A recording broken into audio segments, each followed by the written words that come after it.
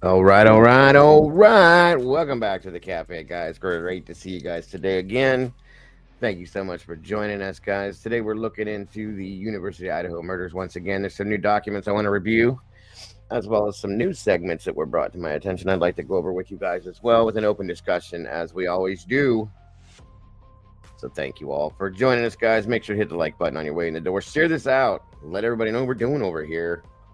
Bring your friends, your neighbors, the dog, the cat, the mailman, whoever you think would be interested in doing this. Let's do it, guys. You know the drill. Here we go.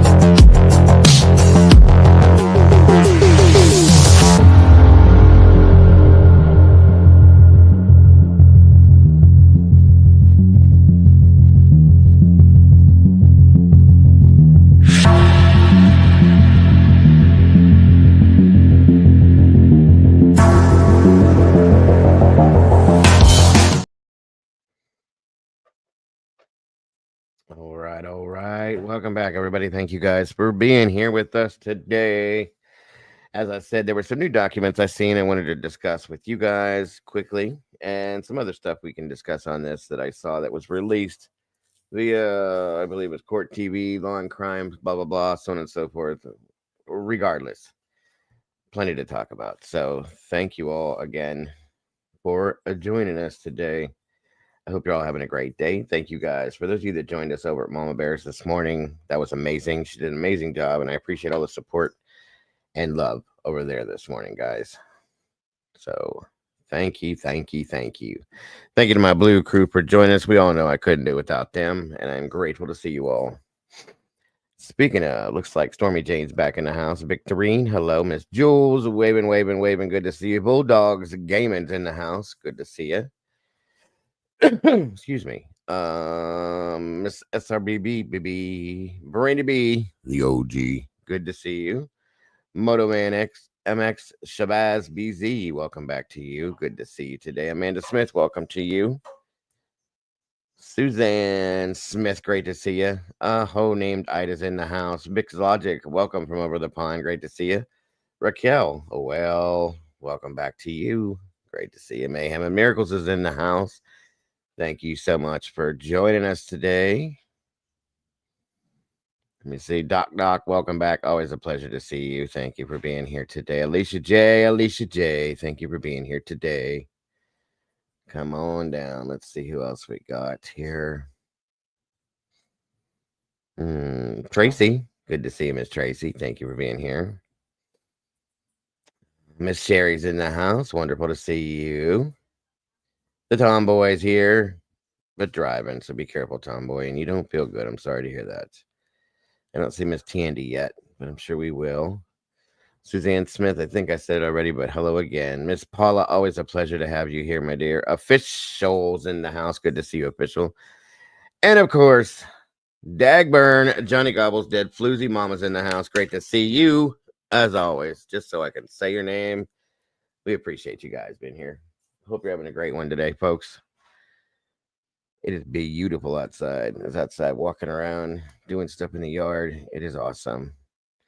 Miss Cassandra. Hello, Miss Cassie. Good to see you. She grew up overnight, guys. Now she's Cassandra. El Boriqua. Wonderful to see you. Be real, be real. Great to see you tonight. Thank you for joining us today. Appreciate you very much. Captain Janks. Good to see you, brother. Come on in. Stay awake, watch neighborhood, especially in Texas near the border. Okay, Bulldogs, thank you. Swamp Rose, Miss Rose is in the house. What is going on, Miss Kiki? Good to see you tonight. Thank you for joining us. I'm going to catch you. Cassandra.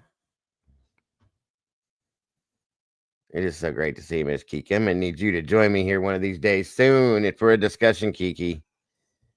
I'd love to hear your thoughts and feelings on certain things. Oh, thank you, Bariqua.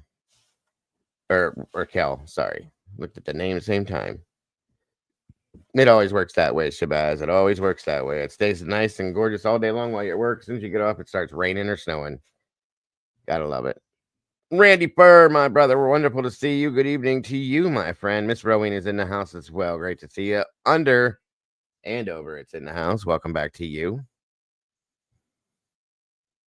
I think it's time to dye the beard again, guys, so I can look young for summer. What do you think? Yeah.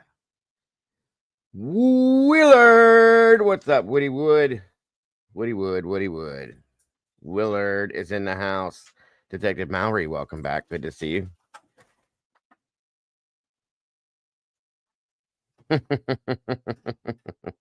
That was great, Mowry. That was great. Yeah, of course. We should definitely talk about that.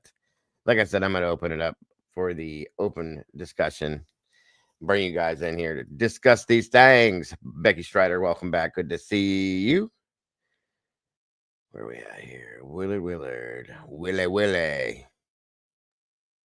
Great to see you, brother. Hope you're having a great day today. Yes, agreed, Kiki. I would love to have you join me. I think it would be amazing. guys, please drop Swamp Rose's link in the chat so you guys can hop on over there, subscribe, hit the notification bell, and check her out. Hit the like button. If you haven't done it yet, you should definitely do that. Please and thank you.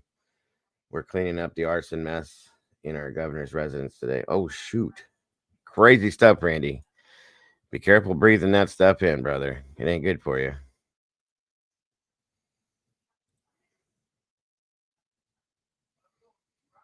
Oh, my God.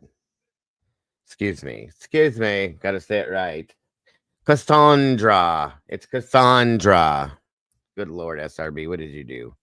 How many times did you drop this one on her head when she was a baby, SRB? It's Cassandra. It's Cassandra. Sorry. My God. Please be sure. If you say it, you pronounce it correctly. Cassandra. My kiddo was all excited because daddy's mowing. Yep, it's coming. I'm about to do my first mow too, and then it's over. I've been holding out, guys, but it's getting long, and I don't like it long. I like mine to look like a golf course. Probably a few times, you think? You said it before, so I wondered. Kiki's great. I agree. Cassandra. Did I mess it up too much, Alicia? I'm sorry. Ours is so thick. It is. Me too, SRB. It's really, and it's patchy. It's patchy in spots. It's weird looking. I know I have different grasses in my yard. I found that out. I have Kentucky bluegrass in some spots and certain alfalfa in the back too. I don't know why. I think because they had animals here a long time. It's an old farm. I think that's why. And I got to get it cut. I like mine golf course, like a golf course. Give that Clifton in the house. Welcome. 81 peeps in the house with 40 likes. What are you guys doing? Come on now. Please, if you could make that match, guys, so we can get this in that algorithm. That's where it belongs. Please and thank you all so very much. Where is my friend Eddie? I'm going to give you guys just a few more minutes to get everybody in here because I don't want to go back and reread, have people miss something. Mine is grass. That's all you knew. Yeah, right? So the short version is Cassie. Yes, it would be Cassie. Instead of Cassie, it would be Cassie because it's Cassandra. So Cassie. Sleuthy Goosey, hello. Welcome. Good to see you, Sleuth. Thank you for joining us. Appreciate you very much. And the cat lady's in the house. What's going on, Canadian cat lady? Thank you for joining us. 8 chit chatters. Hope everyone's good. Sleuthy, I hope you're doing well. T2014's in the house. Good to see you. Let's see. Under and over it. We got you. Come on. Grab a seat. Good morning, good afternoon, good evening, and good night, wherever you guys are at. I hope it's good for you. It's great to be here with you guys today. I appreciate you guys joining us for this. Trying to keep up on all these doc drops. What's going on? Trying to keep up with what the next scenario is going to be. I'm already preloaded and ready to be live for it. What is today, guys? Monday, Tuesday, Wednesday show in the morning for the next hearing.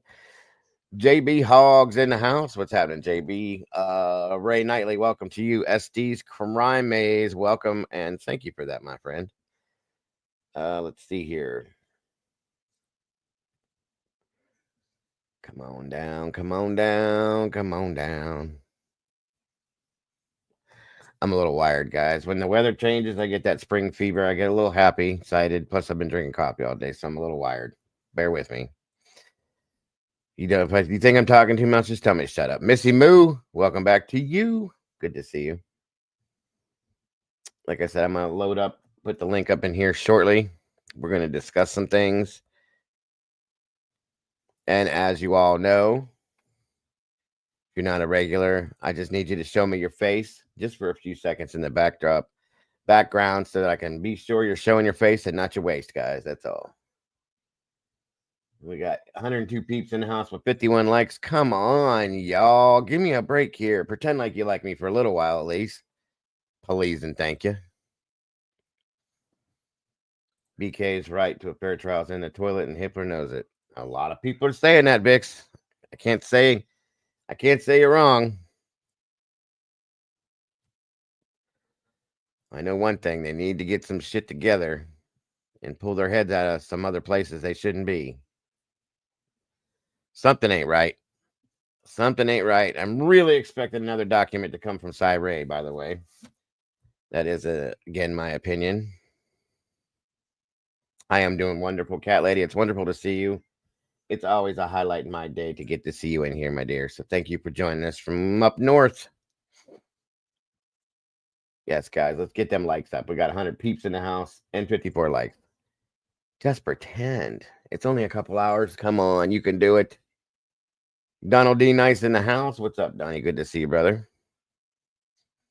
We're about to get kicked off here in just a minute. Let me throw this up here in the chat and get that ready to go. It is beautiful outside. 73 degrees, sunny, warm. Good Lord, it's gorgeous out there, you guys. I'm ready for it. I am so ready for it because I am so sick of this crappy Ohio weather. Excuse me.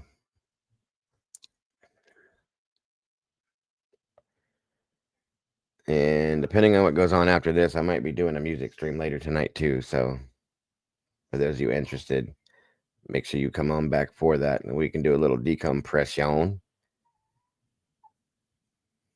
Did you invite? Well, of course, when I have an open panel, everybody's welcome to join. As long as it's respectful, there's no victim shaming or shaming or slamming of the families. You are definitely welcome to join me. What's up, Dawn? I see you, brother. You can turn it off if you want. Fox, hello, Ben Reuter, welcome. Ash, welcome back to you. Evening to you. Come on in, guys. Come on in. We're about to get it kicked off. We got 105 peeps and 59 likes. Come on, guys. I got to get this in that algorithm. Just hit that button one time. That's all you got to do. Hit it, kick it, lick it, punch it, whatever you got to do. Very nice outside, but getting a little windy now. It's been windy on and off, yeah, but it's beautiful out there. Ruby Slippers, we could get some rain this part of Ohio at around 5 to 8. I think, yeah, it looks like it's up there. A little cloudy here too, but not too bad. Thank you, Stormy. Yeah, I'm like an hour from Toledo. Oh yeah, you're over there somewhat near SRB. It's supposed to snow again. Oh my God! Don't you swear at me. No, we don't need that. No. Maori, we do a little decompression and kick off, playing some music, hanging out. My son usually joins me. Grab some instruments, just do something to decompress from all the true crime stuff that we get into and take a break from it. That's all. A lot of people, it's not for a lot of people, but it's a way for us to break everything down and take a break from this stuff. That's all. Yes, I did see that, by the way. FYI, Rachel Morin's killer was found guilty on all charges in less than an hour, guys. I think that was well known to what that was going to be. Yeah, justice there. That is absolute justice, in my opinion. Yes. Thank the Lord. Oh, she changed her name back already. Jesus, Cassie. Cassandra. Don't make her mad, guys. That sassy is Appreciate not you that letting joke. me on the panel, Dago. Absolutely, bro. Absolutely. Lord Mama, welcome to you. Good to see you. Damie Conway, buenos dias to you. You are not late, dear. And nobody ever worry about being late. It is. It is. Agreed. It takes you away from some of this crazy, stressful stuff. I like that new And icon, Dago. Red and changed it from blue to red now. Mama Bear designed that very quickly. That's pretty And cool. I was trying to freshen it That'd be up. I good love to it. have all the color, nice color pop schemes. That'd be a good Yeah. idea. Yeah, I'm gonna throw that on some t-shirts in the shop here soon too, because I like that a lot. All right, guys, 113 peeps, 69 likes. It's Orange starting and to go. yellow be a good one too. Orange and yellow. Yeah, yeah. I'm trying to make up some different, more colorful stuff to put in the true crime the cafe shop to give for the t-shirts and the hoodies and all that different stuff we have in there. Well, It looks options nice. are always good. Oh yeah, definitely, definitely, definitely. I want to get some Halloween, some holiday stuff in there too. So we're working on it little by little. Thank you, SRB. Great ideals. Think alike. Absolutely, sir. Absolutely. 89 in Costa Rica. I am jealous. I Must am be jealous, nice. jealous. I know, right? She is. I am jealous, jealous, jealous, jealous. She cleared her throat before Cassie cleared her throat before she corrected me on how to pronounce Cassandra. Every time I say Cassandra, it reminds me of Wayne's World. That's why I don't say it. And I have to laugh. Cassandra. Was there a lot of docs dropped, Dago, or was it just a little bit? A lot of these are seals. They have sealed some stuff. Hold on a minute, guys. Everybody hit that like button. That helps the stream, the algorithm, and all that. I Please think we enjoy got your one, stay. 2, 3, 4, 5, 6, 7, 8, 9. Looks like 9. But most of Yeah, these are just that's a good motions. amount though. That's still a good amount. Well, there's not a lot to talk about with a lot of them. A lot of them are just Yeah, or sealing. just overlaps from the other ones. Yeah, they're just orders to seal, and we have a couple to talk about. Then there's some segments I want to discuss, and just discuss in general what's going on and what could be going on up the road here. So either way, it's Don't always we have good. something on the 16th? Don't we have another hearing this week? Yes, sir. I'm scheduled to be live Yeah, already. on Actually, Wednesday. That's Wednesday. I will be live 10:15 a.m. Eastern Standard Time for the. It should start at 11 a.m. It'll be 9 a.m. Yeah, it's like 2 hours Central. behind us. Eastern, it's like 2 hours behind us. Yeah. Yep. Yep. Hold on here. Donnie, unmute your thing for a minute so I can adjust your mic settings, Yeah, please. There you go. yeah, I adjusted it. I put the settings in. It said just mic value. It sounds like there's wind blowing through it really Yeah, loud. I'm outside. That's probably why I'm on the deck. There we go. All right, see if Trim that down the helps a little audio a little bit. bit. Mark Schumann, welcome. Good to see you. Thank you for Sorry joining about us. that. That's okay. Motion for July 16th canceled. Huh? That hearing's been canceled? I didn't What? see that. Okay, I'll check into it then. Thank you, Bariqua. If it is, it is. No big deal. Yeah, they're probably trying to keep it like one hearing a month or something. Yeah, yeah. And you guys in California heard there was an earthquake. Oh shoot, really? Damn. I hope everybody's okay there. Good Lord. All right, guys, as you're coming through that door, please make sure to leave a little DNA on that like button for me, please, and thank ya. Click now, set your notify button. Yes, thank you, SRB. Oh, well, well, we'll find out. We'll see for sure. Yeah, until we see something confirmed, we still gotta wait till we see it confirmed. I don't know yet. I am me. I'll double check and look into the. Right, we gotta verify that. Correct. In fact, I can look right now and see if I can come up with something. Hold on. Before we get started, let me look into that and double check the link. is here. Hold on.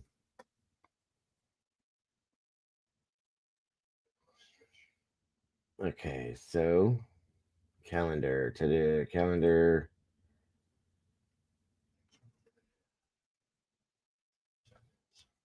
One minute.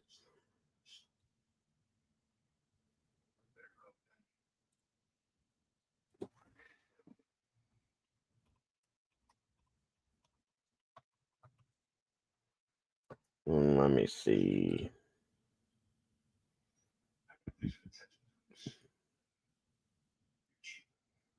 Doesn't say anything.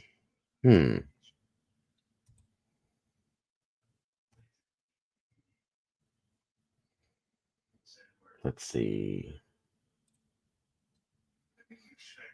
It won't let me change the date. It's only for today. I don't need today. All right. Well, no worries. I'll find it out. No problem, guys. We'll find out. Between myself and my mods, they will find it out.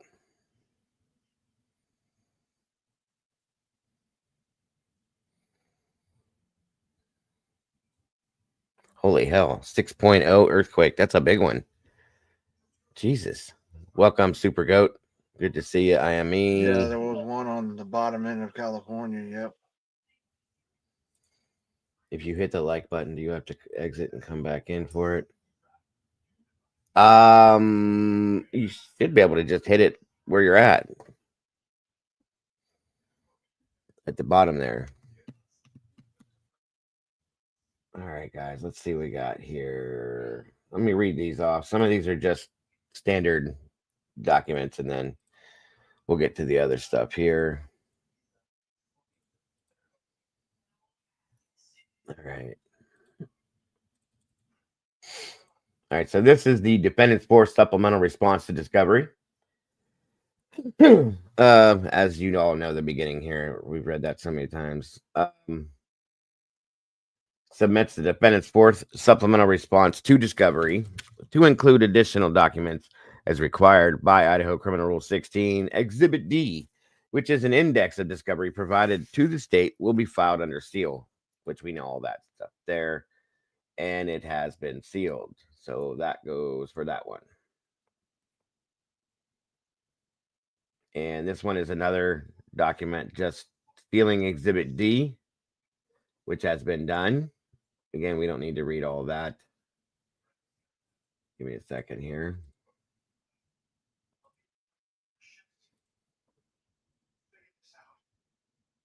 And this is the filing for Exhibit D. In support of the objection to the state's notice of intent to use IRE 404B evidence. Again, this is just, standard documents showing the filing. Stipulated motion to seal defendants. Exhibit 4, in support of their objections to the state's motion in limine. Once again, just another standard document, folks. Nothing of super importance there. Hold on. All right. This is the order sealing the defendant's exhibit 4 in support of their objection to the state's motion limine. And this is the timing advance records. Okay, so that's been sealed. Excuse me. Although we've already looked at it. It's probably stuff from left over from that hearing. Yeah. Hold on. All right, then we got the stipulated motion to seal defendant's response to the state's first supplemental request for discovery. This motion is made pursuant to ICAR 32 and 74-1241B and C. For the purposes of this motion, the court will need to see full document, and therefore the defense will file an unredacted copy for the court and a redacted copy for public view due to the state's expert not being publicly disclosed. Okay. Interesting. And sorry, you guys. And next up, we have the order sealing the defendant's response to the state's first supplemental request for discovery. Sorry. The court having before it stipulated motion to seal defendant's response to state's first supplemental request for discovery and good cause appearing now, therefore. It is hereby ordered defendant's response to the state's first supplemental request for discovery shall be filed under seal pursuant to ICAR 32 and again IC 741241B and C. The defendant shall provide the court with redacted copies for public view that will not be sealed. So ordered on the 14th. And I think this was defendant's response to the state's first supplemental request for discovery, transfer of test materials.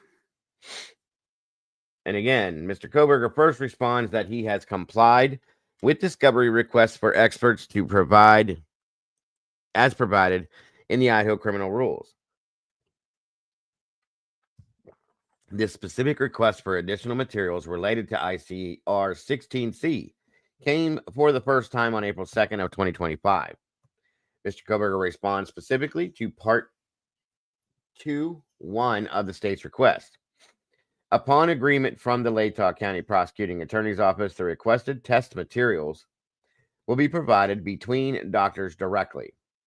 Dr. Orr will provide testing data to the state's expert, redacted, who is a licensed psychologist. This method of disclosure is in compliance with the APA Ethics Standard 9.04 and 9.11. Dr. Orr must adhere to these ethical standards in releasing test materials, including protocols, test items, etc. Dr. Orr will work directly with redacted to transfer the requested materials once contact information has been exchanged. And that was dated on the 10th. So, defendant's response to state's first supplement. Okay, let me make sure there's nothing here. All right, so there is that. These three here are the newest three. A vacated court hearing means that a scheduled court date has been canceled or postponed for various reasons, such as procedure errors, scheduling. Yeah, right. Exactly. Thank you. Okay, guys. Now, I guess that's it then. These are the three newest ones. There's nothing of any real consequence. Or the judge just want to hear the hearing and just send in the paperwork. Yeah, well, I was hoping to see some judgments on certain things, but probably tomorrow. I think we're going to get that near the end of the April or beginning of May. Well, tomorrow's Tuesday. I've been noticing that we get a lot of drops on Fridays and Tuesdays, so we shall see.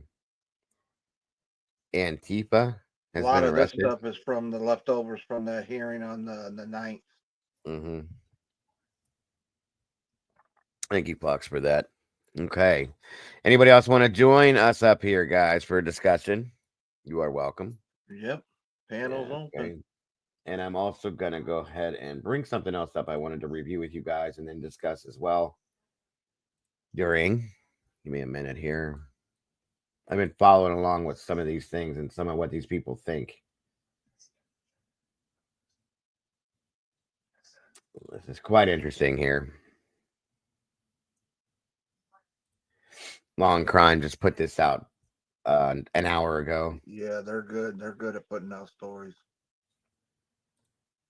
All right, here we go. In regard to the Amazon purchases, too, we're going to review and then discuss this as well. Thank you, Miss SRB. Good to see you, Joanne.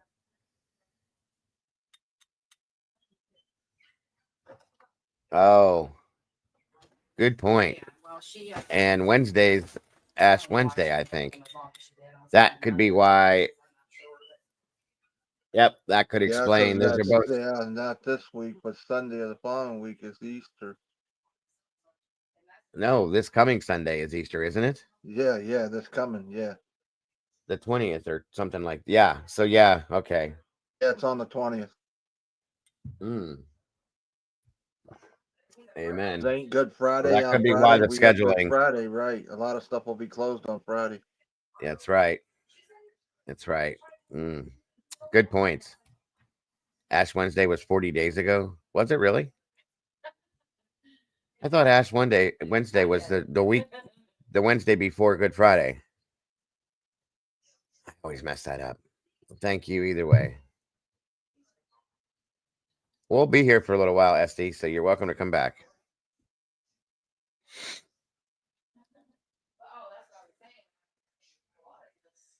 The 16th is Wednesday. So that's what I thought.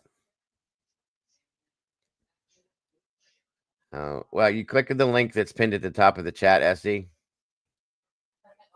Show me your face backstage for a matter of a few seconds so I can make sure it'll you're take being you real, into and then StreamYard. bring you up. That's all. Yeah, you just got to follow the steps. No, Ash Wednesday starts Lent. Am I behind then? Okay. Well, thank you. Thank you. I got way behind. My apologies. Yeah, I thought that was in. Yeah, that might have been in March. It is. Yeah. It's. Mm-hmm. You're right. It is Holy Week. That's true.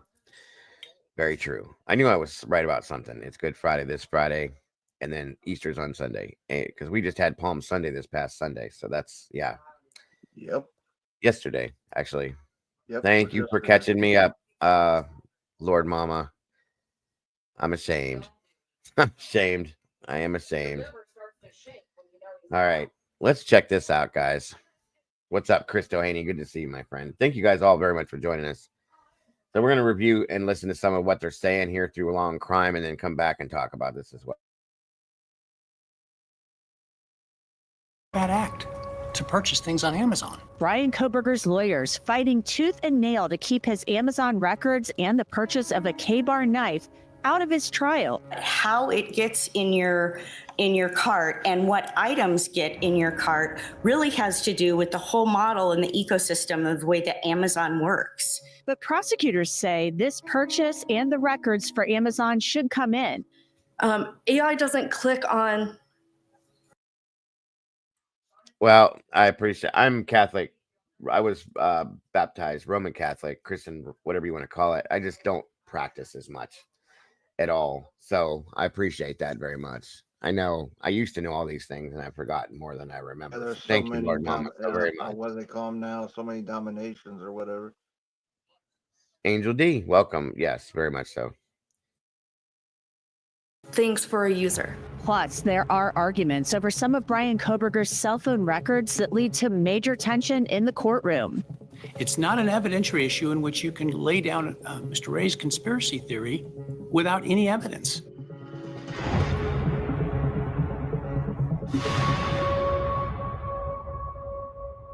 Yeah, she's got good Welcome to stories. Crime Fix. I'm Anjanette Levy. Prosecutors and investigators believe a K-bar knife was the weapon used to murder 4 University of Idaho students back in November of 2022. And they say that Brian Koberger bought a K-bar knife, a sheath like this one, and a sharpener on Amazon in March of 2022, 8 months before these murders. The sheath is one of the most important pieces of evidence in this case because prosecutors say it contains Brian Koberger's DNA on it. Specifically, on this part, it's the clasp. In my opinion, I am me. They all are. Most mainstream, any of these things. That's why I like to discuss these, because some of the stuff they say is so ridiculous and just dumb to me that I like to discuss It's out all of it. to get ratings. Bring it It's back to to reality. draw you in to get ratings. It is absolute. It is absolute. And they're told, they read what they're told. They say what they're told. None of them, if you haven't noticed, have said one time that they think he's possibly innocent. Never once. I've not seen You'll any never kind of hear a that on media mainstream either. show ever say that, ever. You'll never hear that on any media. Right. Exactly. Now, the sheath was found on Maddie Mogan's bed next to her leg. Mogan had been stabbed in her sleep. Oh, nope. It was under her leg, under the blanket. Let's get that one right there, Anjanette, because they've changed that 3 times now. So I have a problem with that, by the way. Hippler said it's not a bad act to buy stuff on Amazon. If a bad act shows premeditation, then the Amazon warrant must mean nothing. Interesting, Fox. Very interesting. sleep and didn't fight back, according to what we've read in court documents. Maddie's best friend, Keely Gonsalves, was in the bed next to her, and her parents have told media outlets that Keely fought back. The DNA on the knife sheath was the only solid lead police had in finding a possible suspect. The male DNA profile found on the knife sheath didn't come back to any felons in the FBI's CODIS database, so the FBI used genetic genealogy to trace the DNA to Brian Kohberger. So the K-bar knife and sheath are important in more ways than one. Police believe the knife is the murder weapon, and the killer left the sheath behind, and Kohberger's DNA is on it. The only thing Kohberger's attorneys have really said about the sheath is that it's a movable object, and they question how it got to the house on King Road. Kohberger's lawyers made a number of arguments trying to keep the evidence of him buying the sheath, which they're not even conceding he did at this point, in the hope of keeping it out of the trial. The first was that they wanted to exclude it as a prior bad act, which prosecutors weren't even arguing. So I'm not understanding what you mean by an end run on that rule in this context. By saying that the argument about the Amazon purchase is that that was prior to November 13th, Right. 2022, for the purpose of making a plan.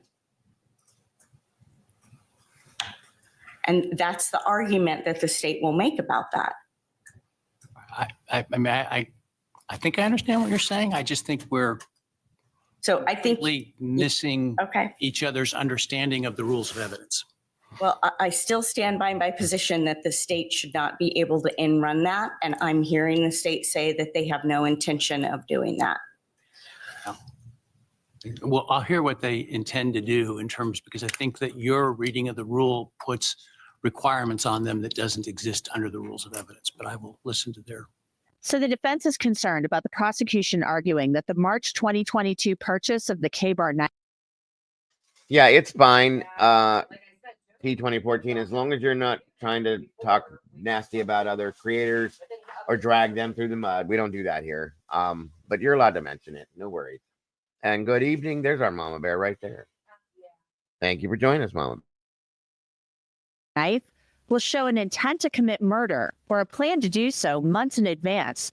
There was also a tense back and forth between attorney Alyssa Masseth and Judge Hippler.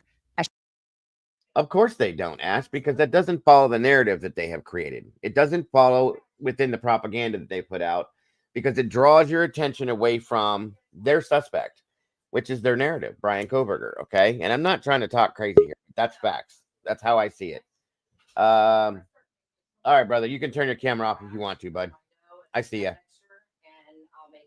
Unless you want to leave it on. You're welcome to do either way. Welcome, sir. Can you hear me okay?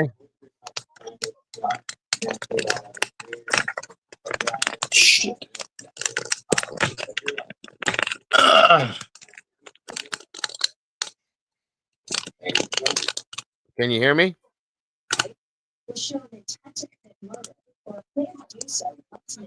He might be Welcome, muted. SDs. Can you hear me? I don't think he can hear me. He might, yeah, I think he's muted. Can you hear us up here? Crime Maze, can you hear us?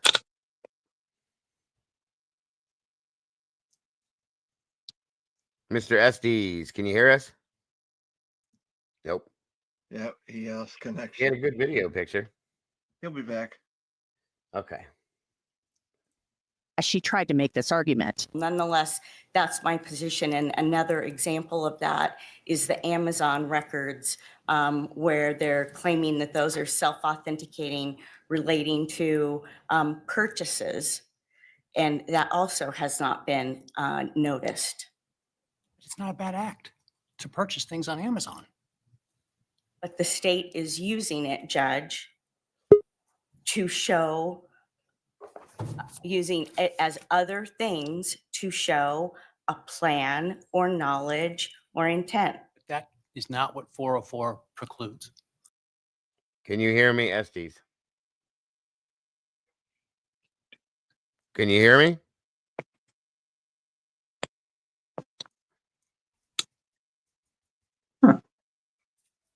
We can see you.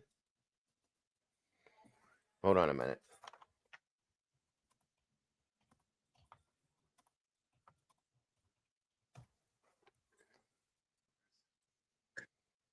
If you look in the private chat, I typed something to you. If you can't hear me, or you can hear me,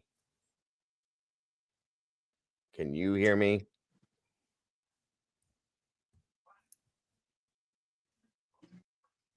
I don't think so. Okay. 404 precludes a bad act, a prior criminal act, a prior, but the best term is bad, something that would suggest that it is in your character to commit a bad act, to commit the crime because you've committed another bad act, right?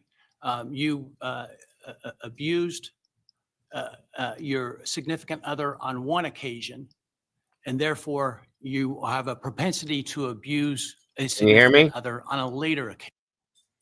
He's muted. I can see his mic right there. Can you hear me? Can you hear me, boss? I can't hear you. You're muted now. You're unmuted now. Can you hear? No.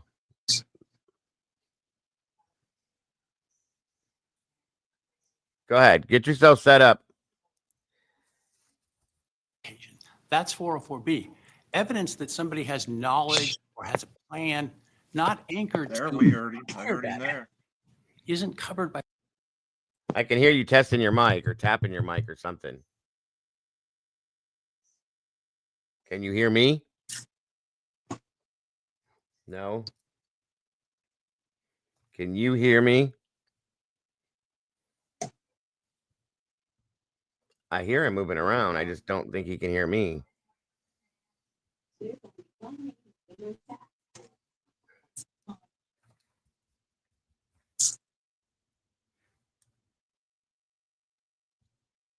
Can you hear me?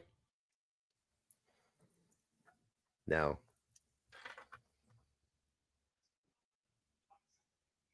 No. I hear you on the TV. Okay, I can hear you clearly. Oh, good. Okay, that'll work then. Thank Yeah, you. there, right there. Hi, buddy. Can you hear me? Turn the TV down in the background if you can. Yes, I can. Loud and clear off my TV, just not in front of my phone in front of me, but that's You're okay. gonna have to turn down the TV, or you're gonna get an Okay, yeah. echo. Turn your TV down a little bit in the background because it's giving you an echo.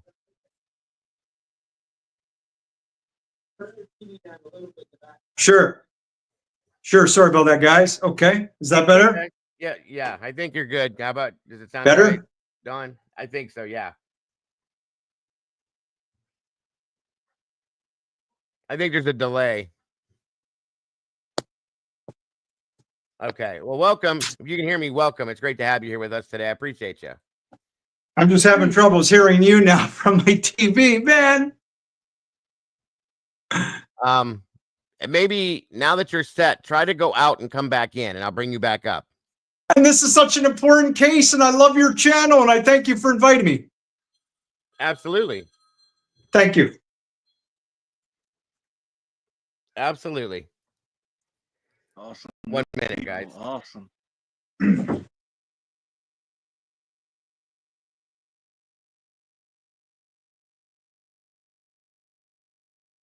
He'll be right back. I think he just got a phone call, everyone. Appreciate everybody tuning in today. Make sure you hit that like button. Should be back here in a few minutes.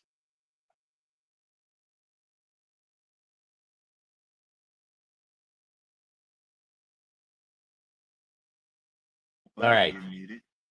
Am I all right? You hear me? Yeah, I hear you good. Okay. We'll get through it. All right, let's get this moving here. By 404, it's Welcome not back. by 404. Thank you. It's our position that the state is trying to do an in run on that with this evidence. And that's why we raise the issue of 404B, anything that's unnoticed, not coming in as a bad act. Our content shows you just how important your personal safety is, and that's especially true when it comes to protecting yourself online.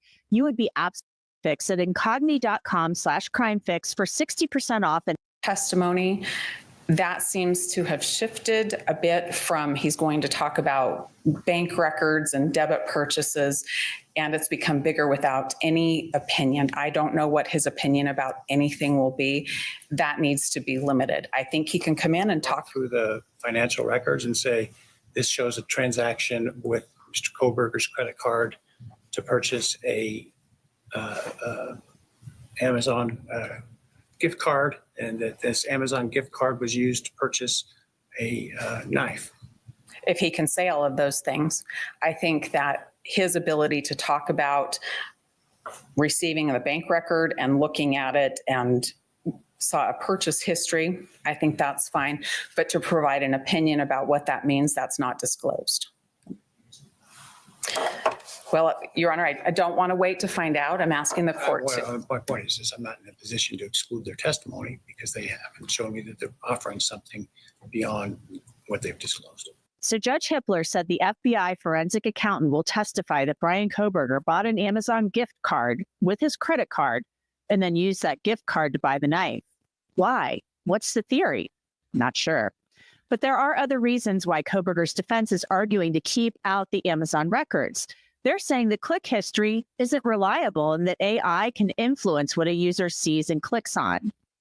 And the Amazon data, as I understand it, you're saying shouldn't be relied upon or admissible because AI made me do it. Well, I think it's a broader explanation than that. But the issue is that we had received this data and without expert opinions to explain what the state intended to do with it, it left us in a spot of trying to figure that out. How was it vague what they were trying to do with the Amazon records? It was pretty facially evident what the relevance of those. They're not facially evident, Judge. We have an Excel file that has a ton of names with metadata, and then we have what is known as an Amazon click packet that the state has produced, we think from Shane Cox, that has a sheet that talks about specific purchases that include the knife, include things like the gift card that you were just talking about, but without any context. And our hope was that with expert disclosures, we would understand, was there going to be a testimony from them that somehow there was information on computer searches specifically from computer examination, or the context of what metadata might explain about the click pay documents that they got. So Alyssa Masseth has an expert that she wanted to testify at this hearing so he could Welcome, Bri Guy. Thank you for joining us, Brian. Great to see you. Thank you, by the way, to all the people that are not in chat that are just kind of hanging out. Need some Z's. Good to see you too. Thank you for being here. We appreciate you all. tell the judge how this Amazon data works, but the judge has a declaration from the expert and he didn't need the testimony. It almost sounds like the defense could contest that Koberger bought a K-bar knife, sheath, and sharpener at all. But you also just proffered that, that based on the information that you understand, that equates to a purchase. And I've put a declaration in front of you from an expert that says that Amazon doesn't work exactly that way. And that's the problem, that when it is represented as a click, that indicates to the average person that he sat at a desk and clicked and made a purchase when there's a lot more to them. And maybe I'm completely out to lunch, but as I understand it, to buy something on Amazon, you got to put it in your shopping cart and hit purchase. Am I wrong about that? No, that is a step, but how it gets in your cart and what items get in your cart really has to do with the whole model and the ecosystem of the way that Amazon works. right? And so the state wants to apply argument in an argument. They will apply intent to purchase a K-bar to get to November It's an 13th, inference they can draw from the 2022. evidence to argue at closing I arguments. want to see the mail-in label. That's what I But want we to see. still on the have to package. have testimony that explains those things in between. Then Massif argued that there was context missing. Can you hear me? Yes, loud and clear this time. Thank you. There we go. I hear Awesome to you have too. back. Awesome. Welcome back, sir. Welcome. Is it pronounced Estes? Yes, just plural, just for my channel's sake. Thank you. Estes Crime Mace. Yes. Perfect. Okay. Well, thank you for joining us today. I appreciate you. I'm honored. I love your guys' analysis, your thoughts, your perspectives, and I know the rest of your audience does. And this is an absolute important case. As you know, it's tragic, it's sad, but I know we can get a lot of truth and justice, and we can free Brian Kohlberger. We just got to keep at it, bring more awareness, right? Agree. I can agree. Yeah, it's all about real justice and absolute truth, because we have not seen any of that, in my opinion, at this point. So about the only thing, one of my moderators in here with another amazing channel, The Last 24, Mikey, said about the only thing truth that we've seen is the date that this happened. That's about it anymore. Yeah. So I got to agree with him, because that's how this has gone at this point. So thank you for being here and gracing us with your opinions, your thoughts, your theories. Very much. Thank you. I have a new channel, and I tried. Are you okay? Yeah. Oh, I'm sorry. I just want to quickly say, if I may, it's a new channel that I have, and it's on the Idaho 4 as we speak. And I was trying to put together, and following in the line of some of you YouTubers out there, that I truly believe this was a gang sanctioned hit. And obviously the rabbit hole goes really deep, but I think hopefully you would agree possibly that, the circumstantial evidence points towards a gang hit, and certainly not a Brian Kohlberger by himself. There's no way hardly anybody could pull that off by themselves. But if you're a gang, some of these gangs out there, we can name them. They're trained, as you know, to stab, unfortunately, to death people. So, and I think Xana's stepmother probably did snitch on Farley. You got a known gang member out front of the night of the atrocity. You can't sugarcoat that. But none of the guilters want to talk about that. Isn't that something? They don't. Well, and I understand to an extent. We have to watch what names we throw out there until we have documentation. But I do understand where you're going and what you've said. There's a lot of people that are in that same lane that you're in right now, and I do absolutely understand. I understand where you're going and why. Oh, one second. Pause. Sure.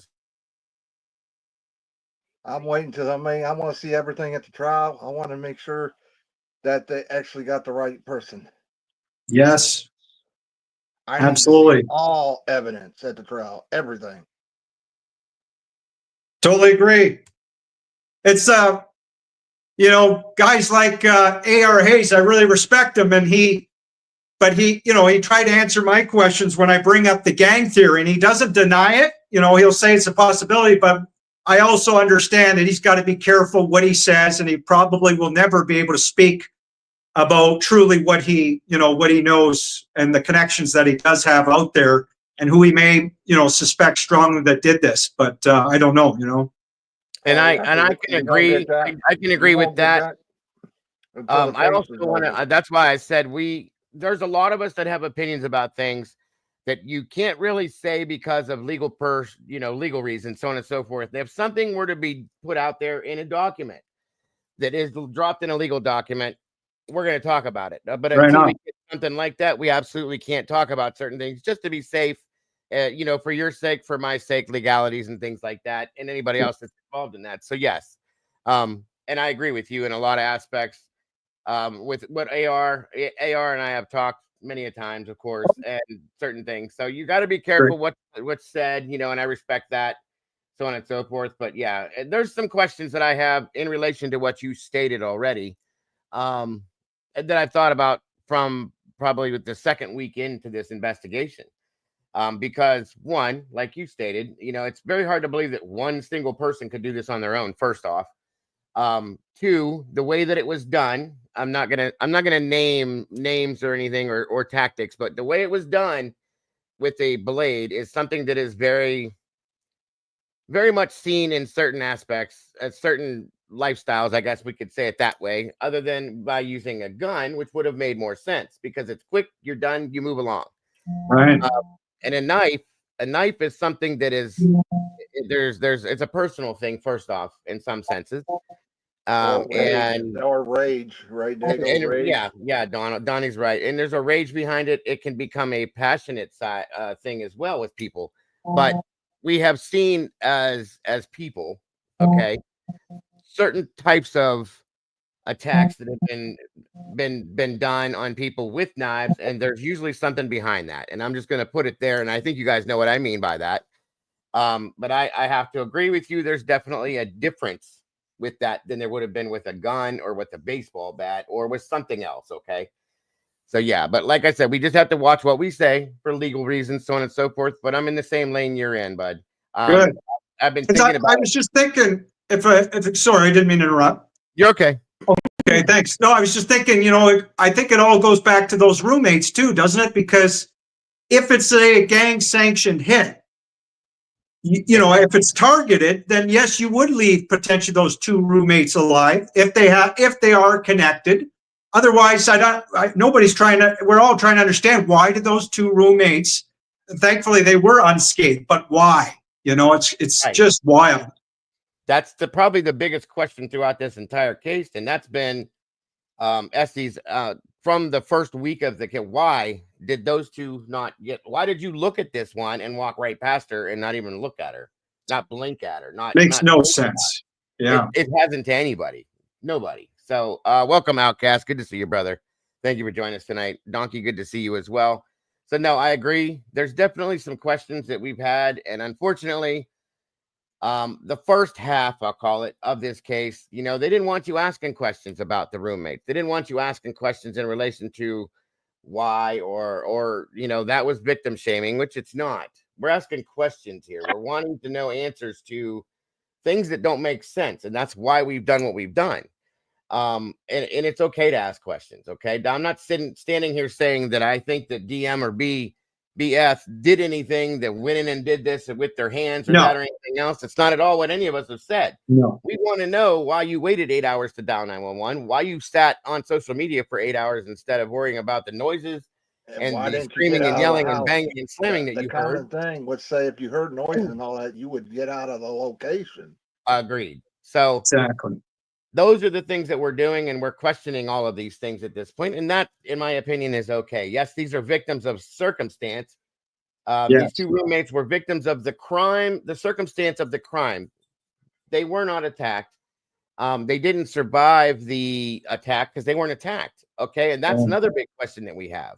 So they are victims of the circumstance, in my opinion, not the crime. So, I have to agree that this is definitely, like I said to you already, I have to agree that this is definitely something different, okay, than what you would expect this to be, I guess you could say, based on what we know. So, Don, you sound like you're in a tunnel, but I don't know if you need to clear that out or something. But are you guys familiar with the show Surviving the Survivor, with Joel there? Yes. Huge channel, right? He comes from corporate media, but he was fed up, I think, with corporate media, to his credit. But he had some really good investigators, as you may know, ex-homicide investigators. And even they, at the time at least, I don't know what their mindset is now, but they believed that, they probably were in a shocked phase, because I had left comments and I had a little bit of dialogue with the homicide investigator briefly. But hopefully they know now that it's all come out right in the wash. We know there were no shock phase. They're all awake. Come on. It was all a lie. Every bit of that was a lie. Yes. And that's another question, Estes, that why did you have to tell us a lie about that? Why didn't you just tell us what really happened? Well, because in my opinion, there's something more there that they're trying to keep away from the public's eye, and possibly to protect something else, in my opinion. So totally agree. And it's a really sad situation that we had to lose 4 amazing young adults that had their lives in front of them. Yes. And now we're looking at possibly taking another life without knowing 100% if that's the person that did it. And that's a big problem for me. That's why we do these things. I totally agree with you, man. Totally. We got to get Brian Koberger out of jail. There's no evidence that shows that. Again, and you know what I find fascinating, I said on my video, you guys already know this, that, and most of us should all know that all three female victims had direct ties to or involved in or went to jail for dealing hardcore drugs. And that we know is the biggest risk for victims. That's an anomaly statistic that's gone invisible in this case largely. And corporate media, shame on them, because as far as I know, they don't talk about that. And so they're just focused on Brian Koberger largely and following law enforcement's narrative when they're not looking at alternative suspects. That's why Ann Taylor, as you know, in the defense team, they've got to be on top of their game, which I think they are, and they will show alternative suspects, and it should be very, very interesting going forward. I think that is interesting. I was going to bring that up too with what you stated already. The fact that it was written in the document, she stated it verbally to the court, that Mr. Koberger is prepared and ready and will be bringing forth alternative suspects, multiple alternative suspects. And within that same statement, she put out there that these are suspects that are closer in relation to the victims per se than what he is, since there's zero connection to him. These are people basically, in layman's terms, folks, that knew the victims possibly. Wow. And were in that circle possibly. So, that was very interesting to me. And I'm very, very curious to see what happens with that. And again, we just heard recently that they were looking at the possibility of at some point two suspects with two different weapons. She also just mentioned that they also in some discovery found a possible another suspect as well. This is very interesting. And this is something that should have been done 2.5 years ago, in my opinion. No doubt. It's been a problem. Sorry about that. So yes. Hippler has not ruled on anything thus far, except for certain ceilings that I've seen. I've been looking. We'll probably get more of those tomorrow. Tanel. Is the audio better, Dago? Yeah, that's a little bit better. Maybe turn up your butt here. I'll turn you up a little bit, bud. All right. Hold on. Unmute yourself real quick, Don. Okay. There we go. All right. Thank you. Should be good now. All right. Let me go ahead and finish running this video here, and we'll discuss this some more here. Surrounding purchases that Koberger may have made. So in this instance, with regard to these purchases, we have very limited data regarding Mr. Koberger's purchases without the metadata and the context. And that's the reason that we are seeking to exclude it. Now, you got what they got, right? Not really, because what we have is we know that they're going to draw conclusions and that they're going to draw conclusions about intent. But the way that they've presented it to us in data is that this relates to Amazon clicks. Well, Amazon clicks makes it sound like to me and you, someone goes on and actually, with a mouse, clicks, opens a document, takes it into a cart, purchase it, and it's a much broader term than that. And the state's testimony. There's really nothing exciting, Cockney, in the new documents at all. I reviewed them earlier when we first started. Now I can go back before we leave today and just show you guys again what they were before we end. So nothing exciting. Money from their person who will testify that this is what the Amazon data shows, is that Amazon data shows that Mr. Koberger, or at least his name, purchased the knife sheath and cleaning thing, a knife sharpening, equipment.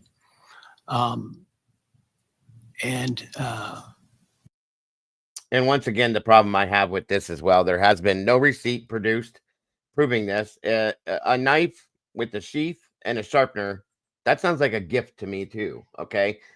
Not to mention the fact that the man bought a gift card to go use that to do this. So I don't see this as being what they're making it sound like it is. So I just want to clarify my feelings on that, you guys, that if I go into Amazon, purchase a K-bar knife sheath and knife with a sharpener, I'm handing it sounds to me like a good gift for Christmas, for the holidays, or for after, or a birthday, anything, guys. Here you go, Dad.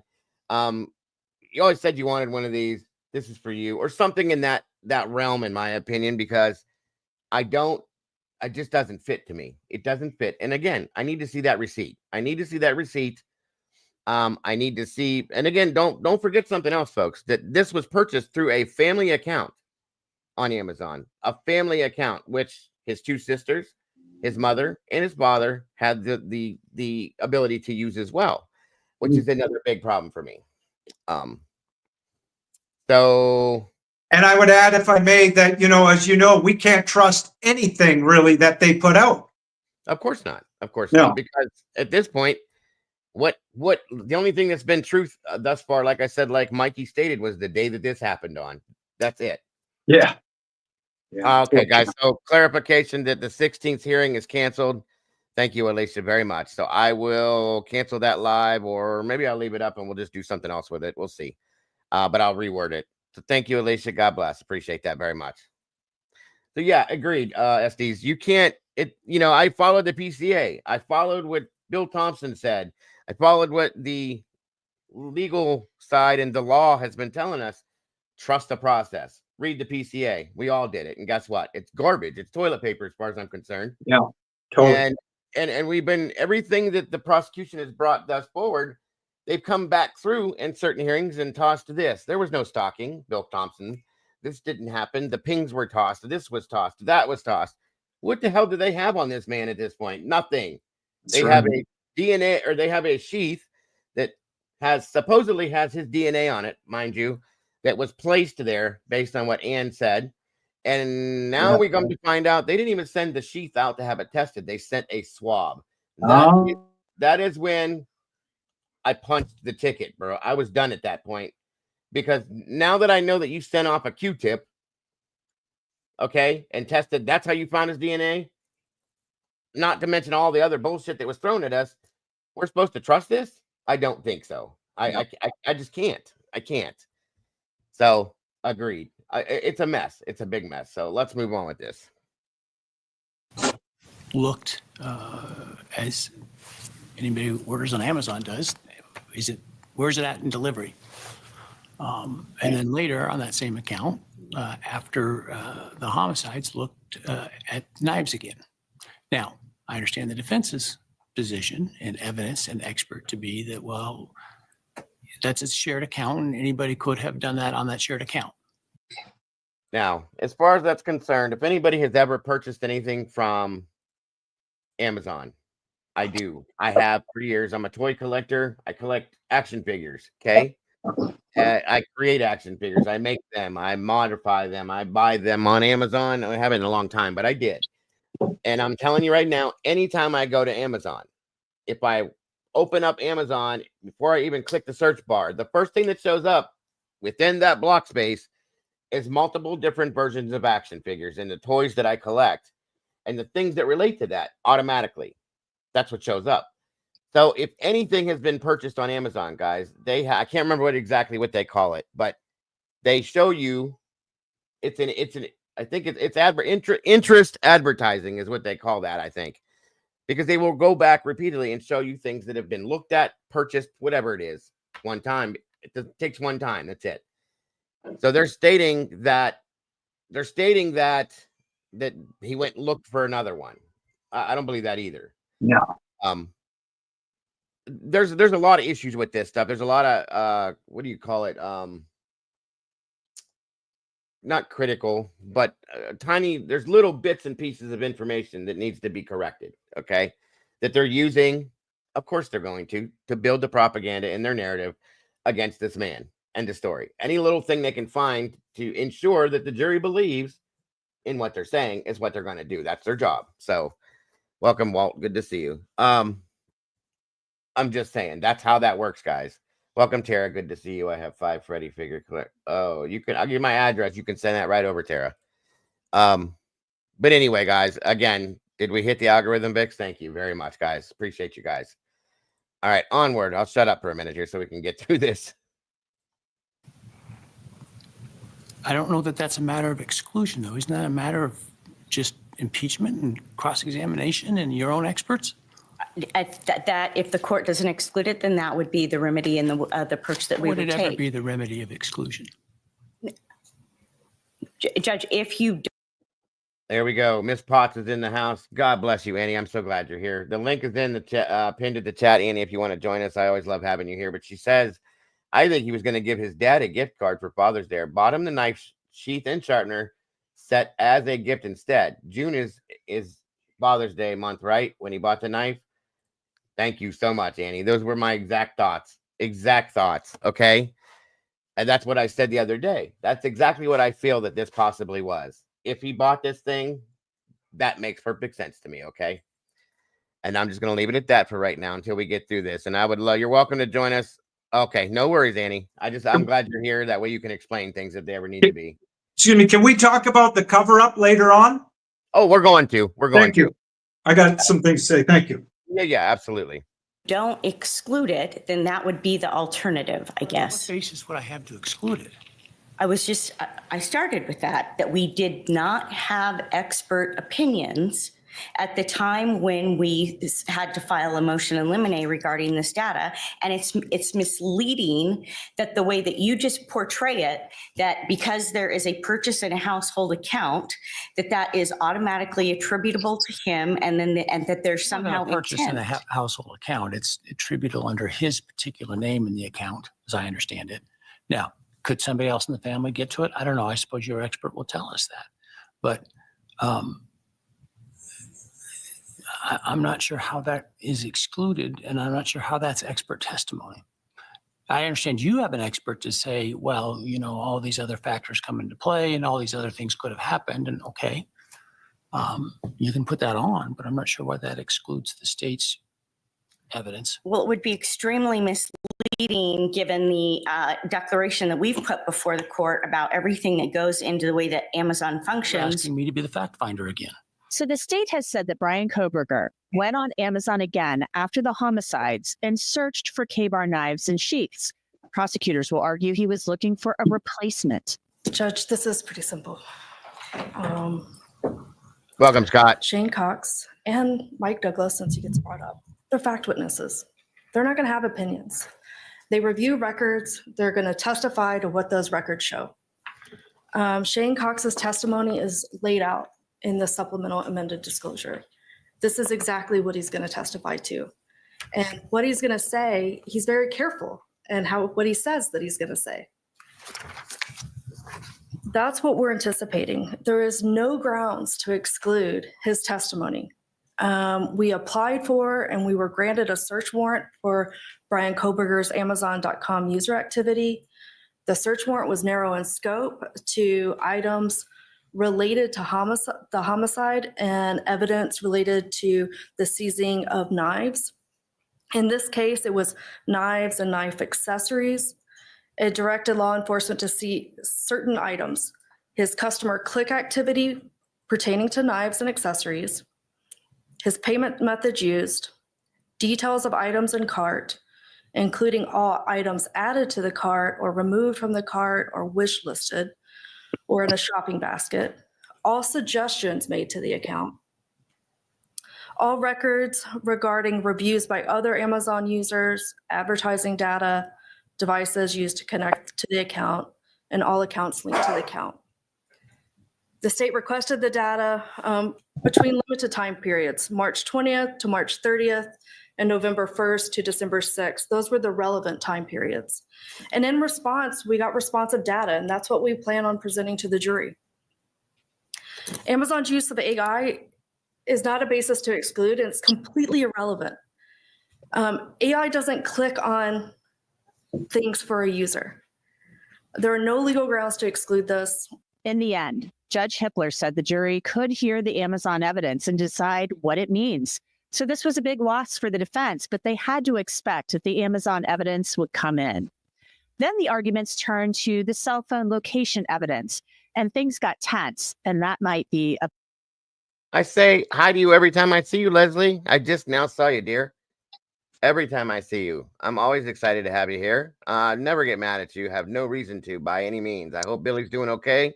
And it's great to see you here. Thank you for joining me. Bit of an understatement.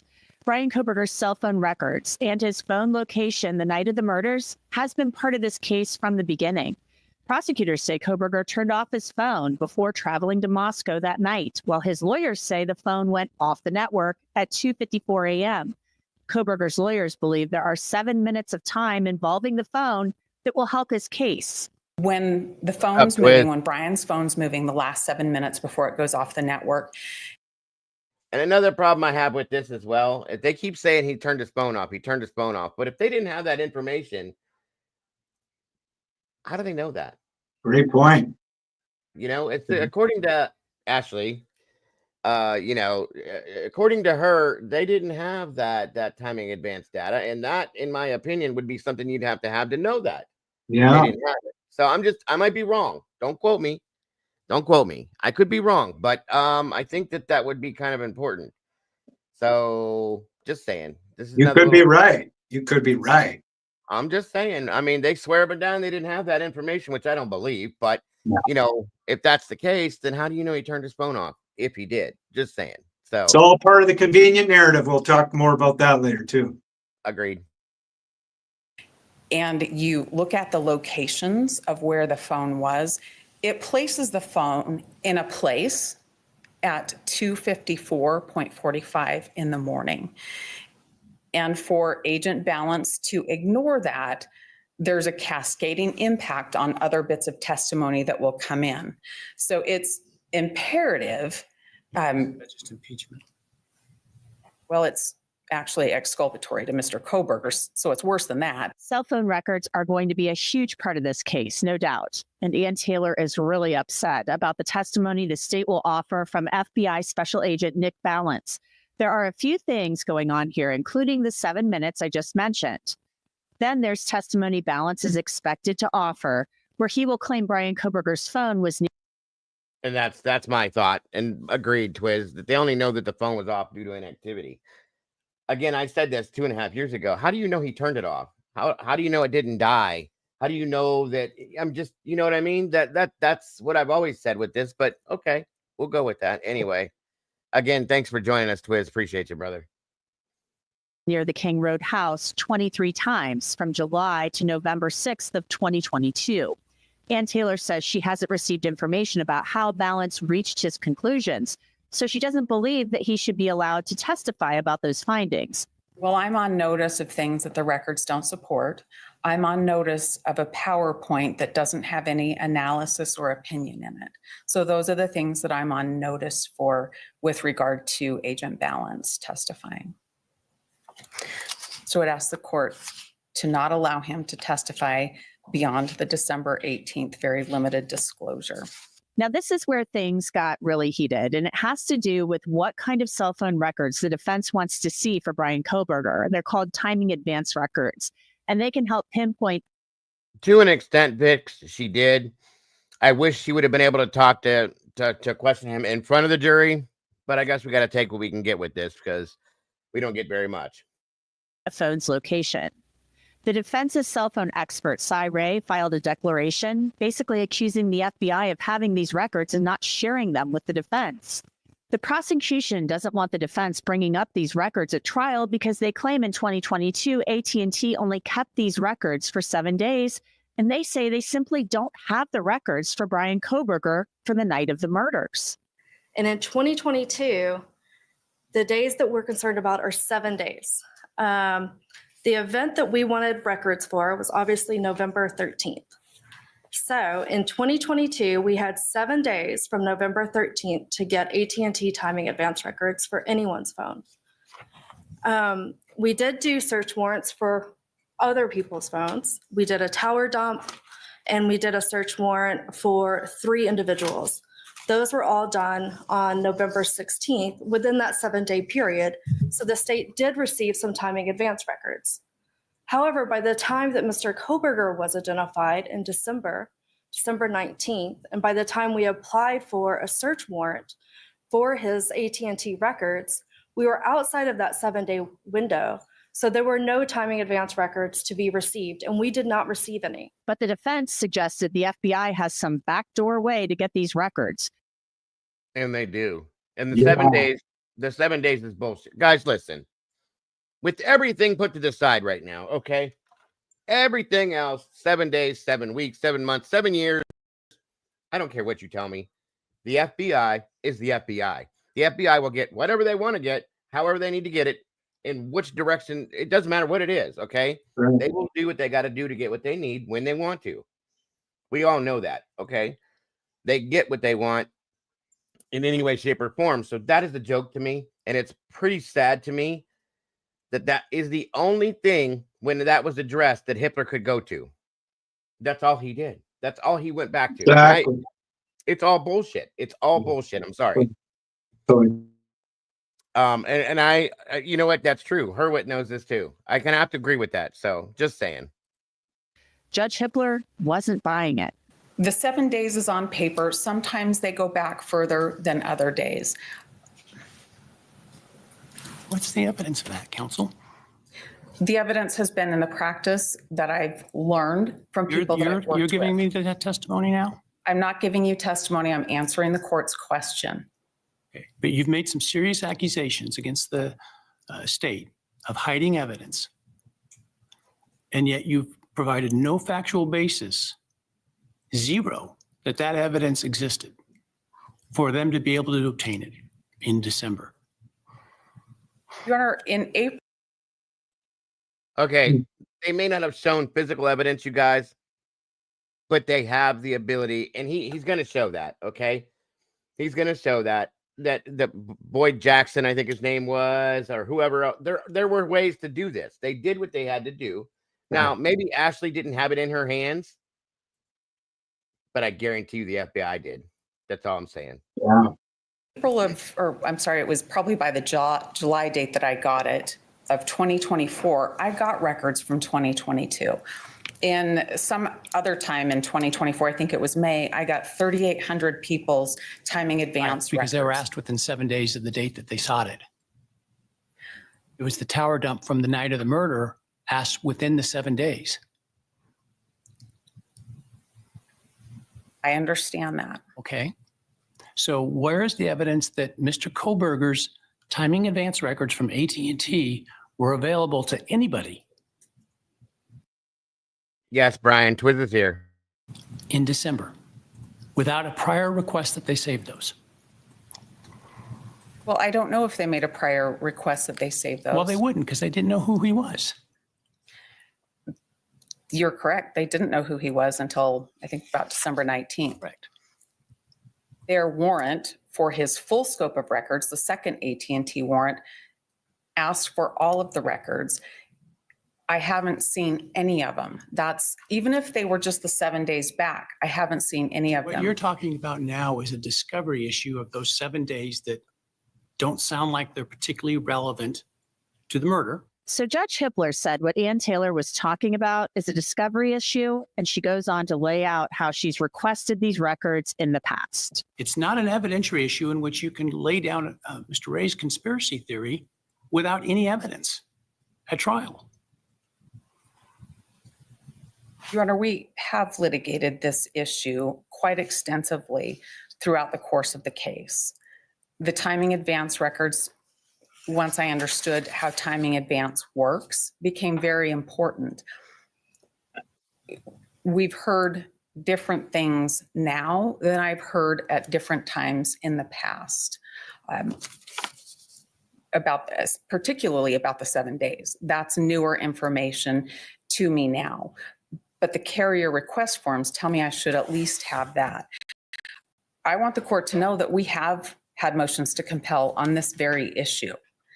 We have had different bits of information. For the 7 days that are after December, in December? No, Your Honor, because the 7 days is something that's newer and has been brought to my attention Our more motion to recently. compel related to timing advance records for November 13.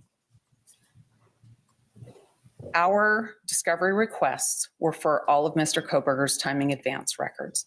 Our motions to compel covered all of them too. But Judge Hippler points out Cy Ray in his declaration never addressed that whole 7-day retention period issue, and that he hasn't proven the FBI has Brian Koberger's timing advance records. It's his obligation and your obligation to establish that evidence of that the state has this. And you haven't done that. His affidavit is quite extensive, and he seems to ignore that issue. Your Honor, I believe that It wasn't ignored at all. That's the whole point. He talked about that in the document, in the affidavit. He explains the 7 days bullshit, basically states that it is bullshit. Okay. Just Jennings can't say AT&T wouldn't provide the TARs for Koberger in December when they got them for 3,800 others in November. Let's think about it, folks. It's commonsensical. It's just crazy. It's just complete craziness. And this is, you see, this is the only thing this man wants to look at is that stupid 7 days, which we went in and found and proved that Wild, I'll tell you anyway. that. It wasn't 7 days. It wasn't 7 days at all. When we found the graphs and everything, we went and looked into and read the rules and the whole thing, guys. That didn't even exist. Not that it matters because they didn't use the LDC. So they went all the way around that. They keep saying it, back door. So the GLDC has nothing to do with this. Nothing. It's crazy. It is crazy. issue is touched on with his knowledge that these kinds of records existed a long time before. He said that in a very general way about that without reference to the 7 days. And he supposedly received them from some FBI expert to look at for his company, and then was told. Well, you know what, Mega? I got to tell you, Cy was there via Zoom. She said it. He's here via Zoom anytime you want to talk to him.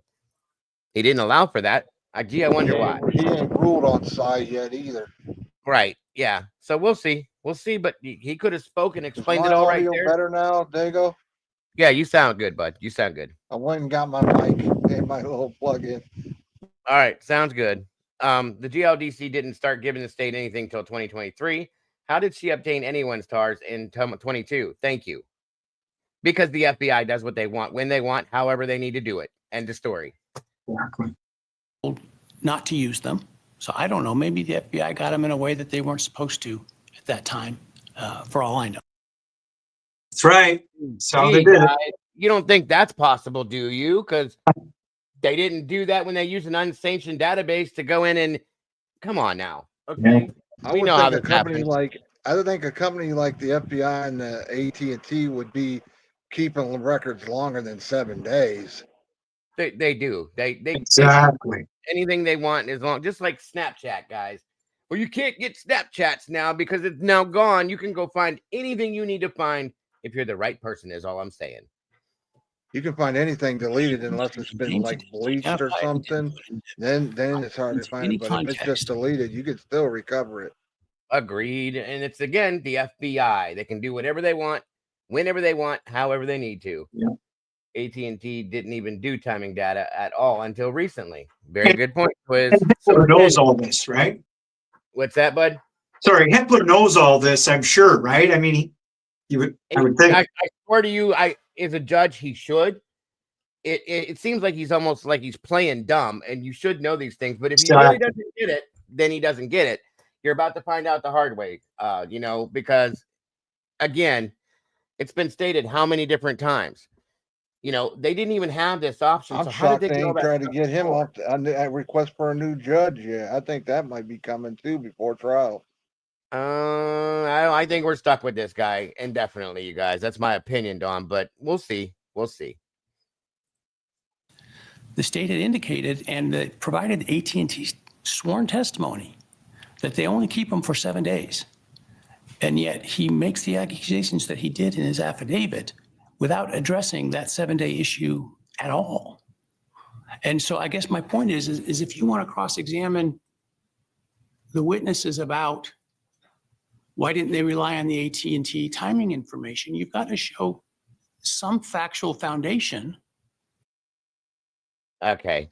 Listen, this guy has more than 30 years experience, more than 30 years training. He created the one timing advance situation. I can't think of right now, so I'm just going to say it like that. But anyway, do you really think that this man is going to put what he wrote in this affidavit in fear or for the possibility of losing his credibility, his career, putting his career at stake if he had not proof behind this, you guys? Exactly. I mean, come on. I mean, That's why Hitler's shitting his pants, right? 100%. I can agree with you on that for sure. 100%. It doesn't make any sense.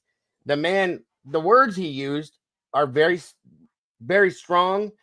Like Hitler said, you could have somebody disbarred. He knows that. He knew that when he wrote the affidavit, you guys.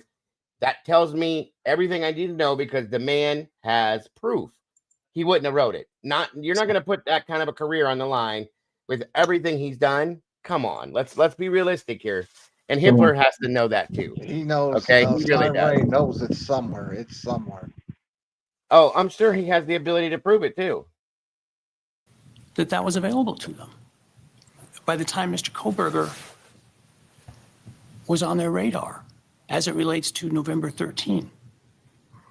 Judge Hippler agreed to allow Ann Taylor to ask Agent Balance about the timing advance records outside the presence of the jury at trial, but he still wasn't happy about this entire thing.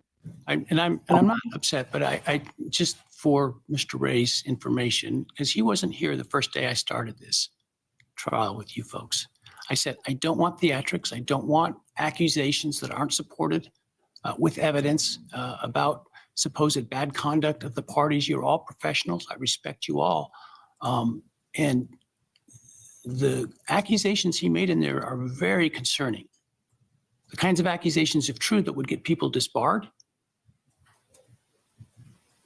And so without any evidence and apparently sidestepping the clear explanation, he makes those. And so that doesn't make me happy. Prosecutor Ashley Jennings reiterated she doesn't have the records. And to address the court's concerns of what's been raised, I think the only issue out there, I have the 2 search warrants. The state asked for the AT&T timing advance records in our search warrants. The state wanted that information from Mr. Koberger. We did not receive it. I did not receive those records from AT&T. I do not have them. Yeah, from AT&T. Now get this. He didn't deny that he didn't have them. Sorry.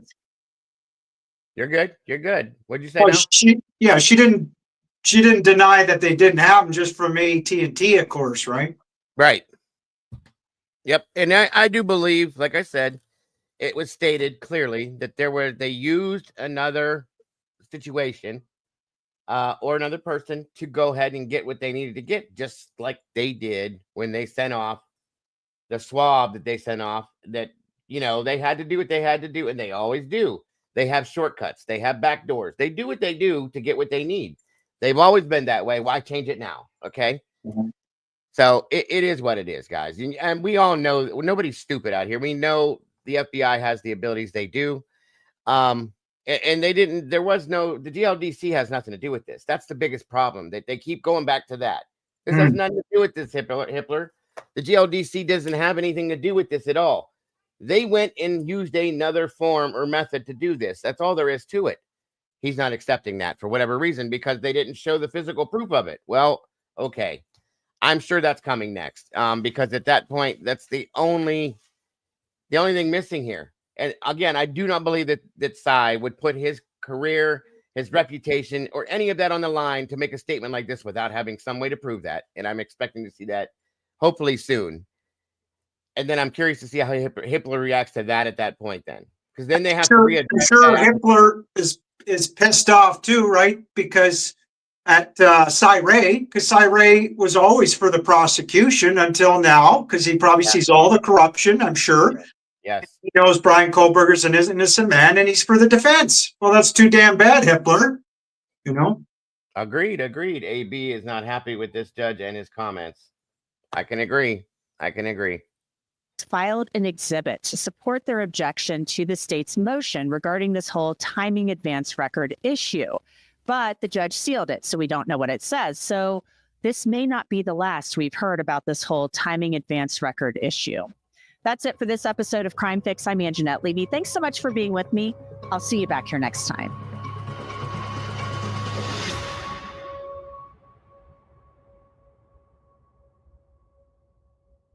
If only Angelette Levy knew about what's happening in Idaho, Moscow, and the gang situation and other alternative suspects. Hopefully, in the end, she will.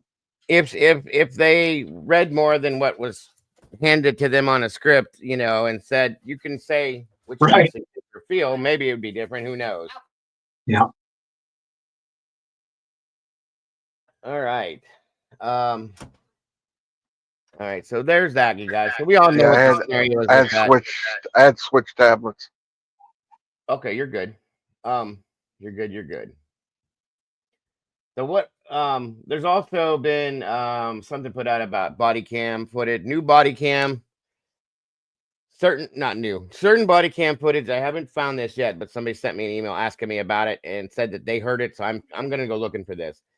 Supposedly body cam footage in relation to a new suspect. So we'll see. All right. If I find it, it's on, bro. That's what I'm saying. All right, so onward. And again, guys, there is a link pinned at the top of the chat. If you want to join us up here, you're more than welcome to. So as we all see, okay, it's obvious. And the main, one of the big things that caught I guess you could say, grabbed my attention the most in the affidavit that Cyree put out was at the very end of it. The man states very clean, very clear that his biggest fear is that the exculpatory evidence, this is not his exact words, I'm just putting it back together in my own, in my words, but what he basically said was that there's exculpatory evidence being omitted that could, you know, exculpate Brian in fear of the fact that there is a much larger issue being covered up. Exactly. A cover up is a cover up, folks, at this time. Now, I'm not saying that it's a cover up in the fact that it was premeditated for the past 5 years, blah, blah, blah, blah, blah. No, I'm saying, and I said this before, that I do believe that there are people being used as pawns per se throughout this investigation that are in law enforcement. I'm not saying everybody in the world is involved in this, but throughout 4 or 5 different law enforcement agencies, it's a bit ridiculous. But there are people that know what's going on. There are people that see this for what it is. And I want to know what this bigger thing, this bigger issue is that is being covered up and why. We need it exposed. If it is true, like you said, we need to know the info. Well, Absolutely. Absolutely. Cheers, Mark. and if I may say, as part of that cover, I wanted to say earlier, I think you guys hopefully would agree that maybe disagree, but you know, it goes back to the university and the establishment, law enforcement, city council, some of the dirtbags out there that they want to cover up the revenue. They absolutely can't have the residents and the parents of these beautiful victims, as you stated earlier, Dago. They can't have them even suspect that there was more than one assailant, let alone a gang hit, because 90% of the students would never, of course, go back, let alone 100%. But that's too damn bad. We got to get the truth out there as to what really happened. And it sure as hell, again, wasn't one assailant. There was so much activity out front the night of the crime. It's a huge operation. There's a lot. Hey, Trish, there's a lot going on throughout this whole thing. Okay. And, you know, everything has changed. Everything has changed from the beginning, from what we were told. I mean, we go from, even now, I've heard the little details now. Welcome, Julianne. Even down to the fact that at some point they're now saying it's out there now, possibly that the DoorDash was delivered to the sliding back glass door in the back now instead of the front door. Like I said, everything is changing now. Okay. Yeah. Why didn't all this stuff come out in the beginning? Why is it all being hidden? Well, because there's something else that they're protecting. This is my thought. There is something or someone. The money. Something or someone, or plural, multiple, being protected in this situation. That is the only thing that my mind takes me to at this point. It doesn't make any sense. Or the big one that a lot of people don't want to say, payoffs. Yeah. Well, I mean, it all kind of rolls in there, Don, in my opinion. Now, we all know, and I've said this 101 times, the college, this is my breakdown, okay, very slightly. The college is the most important thing in this town. The town relies on the college. The college relies on the town. Yeah. Like SG said, we all know that they were in a rush to get a suspect because of the fact that the kids weren't coming back to school. People were pulling their kids left and right. So they rushed it, did whatever they had to do. I think there was a lot of mistakes made. I think there's something else in there. And this is my opinion, solely my opinion, solely my theory. And there's nothing to back this up. This is 100% alleged, purely speculation. But I think that it's possible because we now know that there's other DNA. We know that, and there has been, okay? We know there's other DNA, and there has been other DNA from the very beginning, of course. And then conveniently, all these things have been changed, guys. And now that the truth to it's coming out.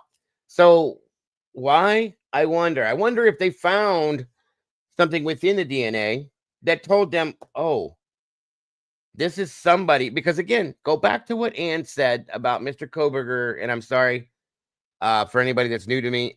I talk all over the place because I have ADHD really bad because I have all these You're doing thoughts. great. We love you, man.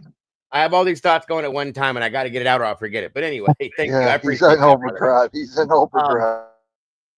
So we know Ann said that Mr. Koberger is ready and willing to bring out multiple alternative suspects. I got to believe at this point now that maybe they did run DNA. Maybe they did find something and it came back to somebody or a group of somebodies maybe. That, oh, wait a That's minute. too high up, or it's too high up. They can't get in trouble for this. And in turn, now we got to figure out another way to bring this to the public. We got to figure out what to do with this, guys. We got to figure this out. Yeah. That very well may be. And that's my thought on this. That's the unknown. Or in a situation, okay? Because still remember, if we go backwards, the first things we were told, one of the first things we were told that the FBI was on the ground and that there was possible parallel investigations going on. Yes. I still say there's two cars. I still say there's two cars in play. Well, yeah, I think you're right with that. I agree with that, Don. But I don't even think the car is that important. I think that's kind of a distraction. Let me put it That's what I was thinking. Distraction. Yeah. Yeah. Sarge swears up and down that it's a red herring. Could be. Same with the sheath. Okay. I don't know, but thank you. Thank you. But why don't they ever talk about that one car that it seems like it's in a lot of the early videos and stuff of that one white truck? Oh yeah. Well, because again, Don, if you want, okay, if you did something that you knew was wrong, or that you knew that, you know, if you went and robbed a bank and you wore a Cleveland Indians t-shirt when you did it, would you ever wear that Indians t-shirt again? That'd be gone within that. No. That'd be gone. Okay, so anything that's involved in this, that was actually involved in it, we're not going to see it. We're not going to hear it. We're not going to talk about it because it's going to bring it back to the surface. And hey, wait a minute, I remember now. So yeah, that's how that works, in my opinion. And I think that's what we've been seeing in some instances. And now that everything is now being unsealed and things are being brought back and some truths are being told, we're starting to see things. It just makes your head spin. Yeah, and a lot of us were told 2.5 years ago, you're a conspiracy theorist. You're crazy. This didn't happen. Get out of that rabbit hole. This That's right. And another thing I was thinking about, Dago, they took 2 years, I think, because they wanted it to fade away or get out of the public eye. I'm sure they thought that was going to happen. And at some point, Don, it kind of did. It started to get quiet. Everything, you know, muffled down. I didn't talk about it for a good almost 7, 8, 9 months unless something new came out. And remember, as part of that convenient narrative, you know, they wanted you to believe what for the longest time, and maybe even still part of the state, that it must be Brian Kohlberger that's out of state. You know, he just happens to be out of state. Didn't even go to the University of Moscow, right? How convenient. And then we're supposed to believe he targeted the victims because it was out of jealousy and love that they had for one another. And then when you compare him to Ted Bundy, well, as I said in my videos, Ted Bundy, we know when he went to the dorm and brutalized, unfortunately did what he did and killed, he was already insane at that point, right? He was off his rockers. He was a serial killer. That is not Brian Kohlberger. And we just have to have enough people that are not brainwashed. We don't have to convince everybody, but hopefully, the defense team are going to kick ass. We're kicking ass and bringing the truth forward. And listen, folks, he's absolutely right. It's okay. It is absolutely okay to question. If a person is arrested for a crime, it's okay to question that. Not everybody that's arrested by the police is the right person all the time. That's right. Things happen, okay? So there's so many people out there that said, well, the police arrested him, he's in jail, he has to be the one. That's not the way it works, okay? Sure. We just watched the Delphi situation go down. Horrible situation. We've seen many other cases happen in the same aspect with the same types of things that are attached to this, okay? And here we are again. It's not that hard to believe, guys. Now, some of the crazy shit that's come out with this, it's beyond a level of understanding. Yeah, it's happened, okay? But this scenario is really not that outlandish. It happens all the time. Please Can I just state a crazy theory that I've had for a while? And yeah, as long as, listen, like I said, anybody is, we want to hear everybody's opinion. Just a short sentence. Is it possible, and I still think this sometimes, is it possible Brian Kohlberger is working for the feds and that he's in jail? Yes, he's in jail, but he may be getting hopefully some good treatment. Is it possible? Have you ever thought of that maybe he's working for the feds? It's been talked about, brother, that he's a CI, that he was involved in a parallel investigation. There's been many things that were talked about. Wow. At this point, That makes your head spin at even this more. point, Yeah. I will not discount anything at this point because of everything we've seen. That's all I'm saying. I have we had Dago protests, as you know, around the world during COVID, and in my powerful country, Canada, we had controlled opposition leaders that, sometimes would go to jail, and then people think, oh my God, they're suffering in jail. Anyway, it's just, I wouldn't put anything past that, that somehow Brian Kohlberger is working with the feds, and this is part of the game right now, and they have him locked up, but he'll be free at some point, but we'll see. Anything is possible. Brian, that's for damn sure.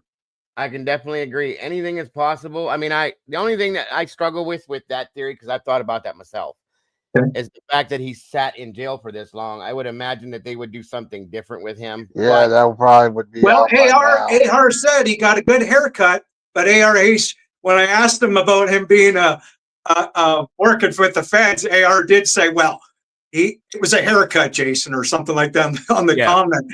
But yeah, I don't know. No, I get it. And I've thought about we know Brian was going for, he already had a master's. He's going for more. I think he was going for a doctorate. I'm probably wrong, and correct me if I am. But I'm just saying, that's a hell of a back.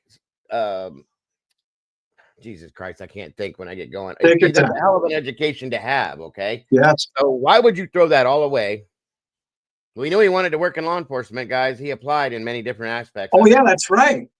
So working with the feds could be a possibility there. And lastly, I'll just say real quick, guys, that I learned from Dr. Shiva, he's very famous, but I won't get in him, that some of these older universities, they have a dossier on almost every student. It's like Congress there, you guys in the United States, they got control files, dossiers on everybody, blackmail on pretty much every congressman.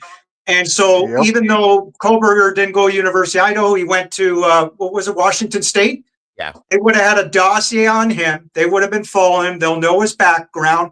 And maybe all this time, in some capacity, he's been working with the feds, or at least from time to time. But regardless, again, I think goes back that it's the wrong person in jail right now. He had nothing to do, I believe, with these crimes. Or they got debts on you. Yeah. And I'll be honest, guys. I've sat on the fence. I have sat on the fence from beginning to now. Fair enough. In the middle. Show me what you have, and we've all heard that there's a video out there. I want everything. Of course, and there's a video out there that shows Brian going into the house or getting out of the. I don't believe that, because we just saw that if that was there. The prosecution. If they have that, okay. I don't think so. I don't believe it's there. And if it is, I'll eat every word I just said with salt on it, folks. But I don't believe it. But you don't. But we got to make sure it's real and not AI generated. That's right. Of course. Thank you, SRB, very much. But again, anything and everything that is out there, I don't discount anything at this point, except for I've heard Not some until, really like you said, the first statement you said, Dago, or a couple of statements into the first 15, 20 minutes, you said, if it ain't in documents, I don't believe it. and that's it. That's what I have to wait and see if I can get. But I'll say this much: besides the PCA, anything that the defense is going to bring now, believe me, you guys, and this is my opinion, of course, but Ann knows what she's doing. Everybody's complained and pissed and moaned because she dropped so many motions. Granted, I did too at first, but guess what? All these motions she's dropping is drawing these things out. Okay, little by little by little. I truly believe that she knows what she's doing, and that there is a real plan behind this, and it's going to at some point come out because there is too much confidence involved in that side of things. Okay, I will not, in my opinion, believe that she doesn't truly think this man is innocent because they have put in so much work. Exactly. Okay. It went what's the word I'm looking? Vociferously, I don't think defend Brian the way they have.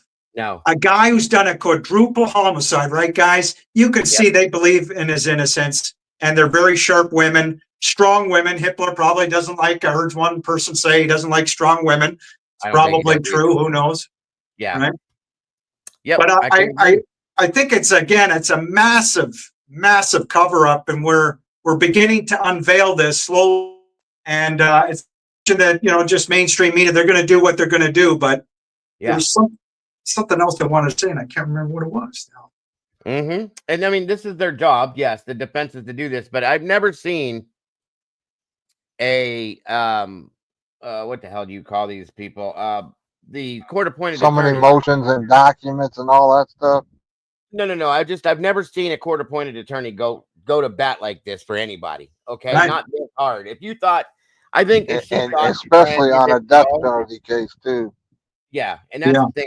I think that if Ann thought any guilt whatsoever, that she'd have just kind of done the best she could and walked away. She's going further than that, in my opinion. That's right.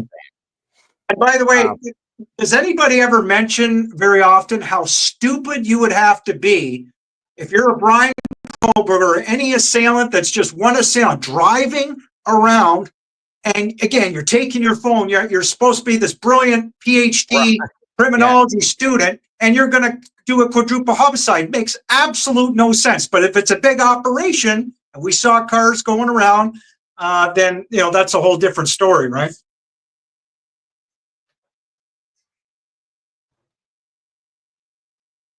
It just makes you think, man. Bigger picture. Yes, bigger picture.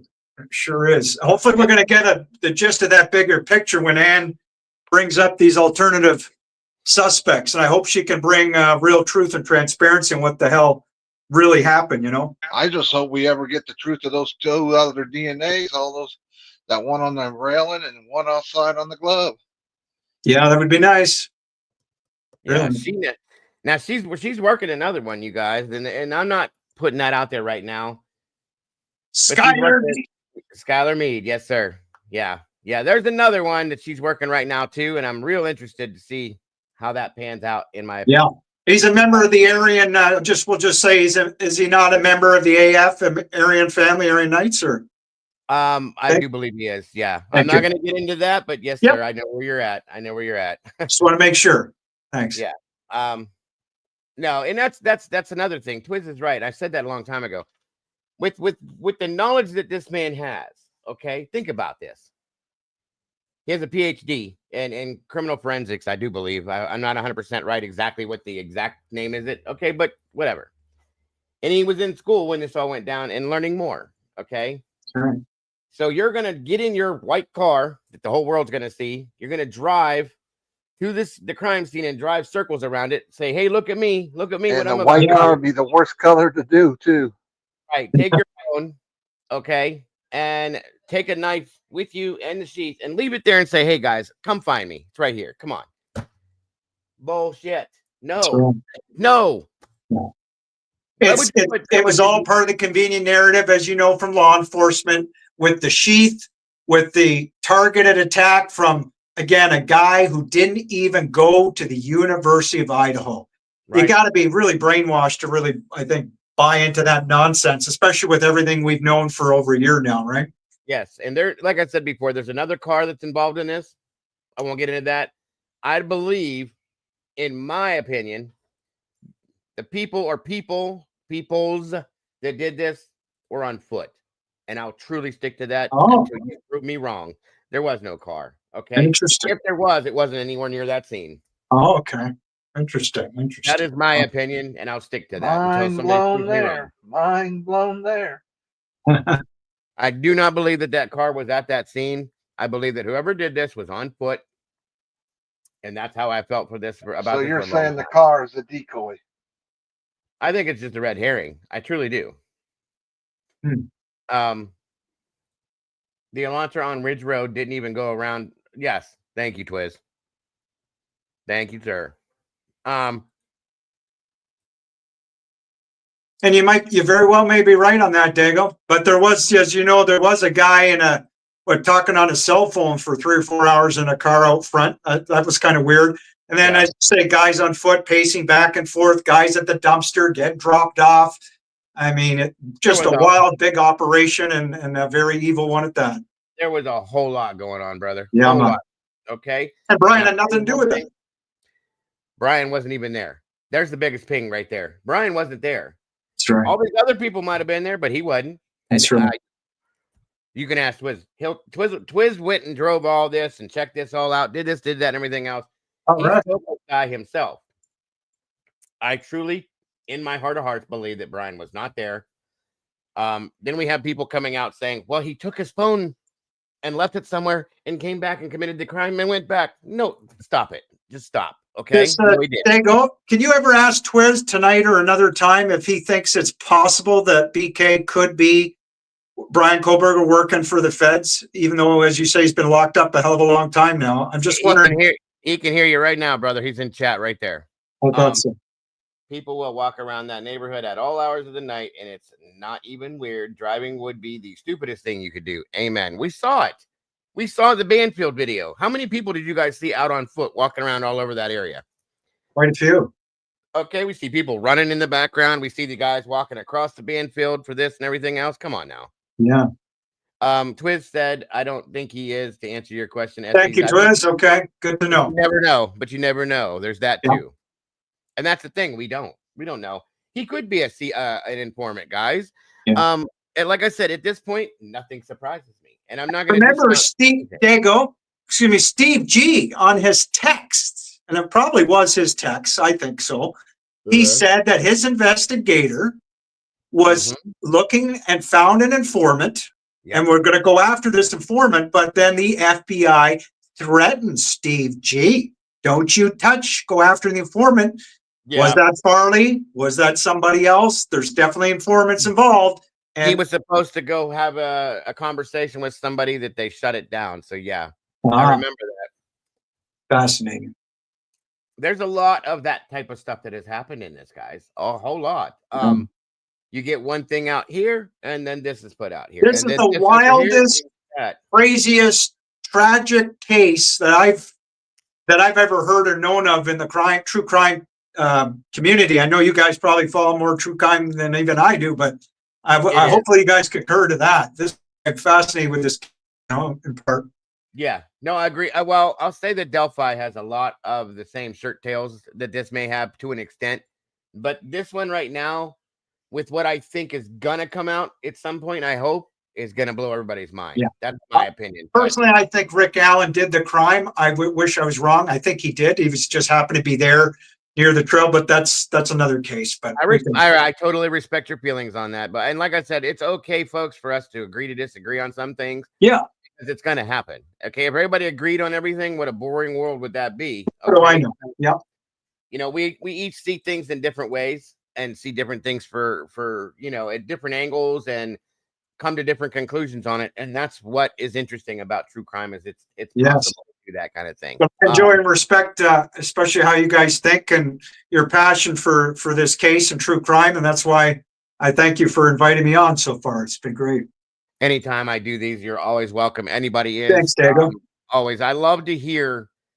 Listen, I can sit here and watch people type in chat every day, and it means a lot to me. What I like to see, though, is people that have a passion, as I do for some of these cases, to come out and express your feelings, with respect to victims and their families and stuff like that, of course, but verbally express your voice and be a voice for the voiceless that have no longer a way to express that. Okay. In connection or oh, come on, Dago. In regards to the situations we talk about, it means more, in my opinion, to express it vocally, how you think, feel, and see things, because a lot of people don't. A lot of people are afraid to. Don't be that. Don't do that, guys. This is our country. We are the ones that have to be able to do these things, to pay attention to things that are being ripped out of the Constitution and people's lives taken into account, where this is another man. If he's guilty, then he deserves what he gets. But if he's not, you're going to put somebody to death that has nothing to do with this. That is what we need to pay attention to. And that's why we talk about these things, to ensure that those things aren't happening. That's all. We don't want that kind of stuff happening to us. That's right. Yeah. Do you guys, have you ever thought that Steve G, all this time, or for a long time now, would you agree? He must know that Brian did not do this crime, and he probably knows, give or take, who the assailants were. Do you think? I don't know that he knows who it is. I think that Steve might have an inkling in his mind that Brian may not be the one. But I know that this is really hard for families that go through this. Okay, I can't imagine. And I think it's a lot that these families have taken on, in my opinion. And I think that they haven't been able to grieve correctly because they've been so involved in it. And I said, I think that they just want answers to some extreme, and they want closure. I'm gonna say that, but I think in his mind, in the back, that he knows that Brian may not be the one that did this, and they need to look at that. They need to see all of that, okay? Yeah. Because again, guys, if he didn't, and I really don't think he did, if he didn't do this, that means that somebody or some buddies are still out there that did this. That's a scary thought to me, okay? That's somebody that can do something like this. That's a hell of a thought, okay? It really is. So, Dago, why doesn't Steve G come on to to amazing YouTube channels like yourself and others, instead of always mainstream media? I get that mainstream media gets all these millions or hundreds of thousands of views, but Steve G, he needs to get all the brainwash if he does think that Brian did it. Well, I think, like I said, my opinion, but I can understand what you're thinking. I'm not a big enough channel, first off, and it's okay. I think it's probably a bad look for him to go on YouTube and you know what I'm saying? I that's my opinion, but okay. That's all. I don't think law enforcement would fall in line with that very well. So you got to think about that. So well, he needs to separate himself from law enforcement at this point anyway, in my opinion. I definitely agree with you. Yeah. Yeah, they're corrupt as hell. But I get what you're saying. And I think that if he did go on YouTube and start talking, law enforcement would probably shut him down.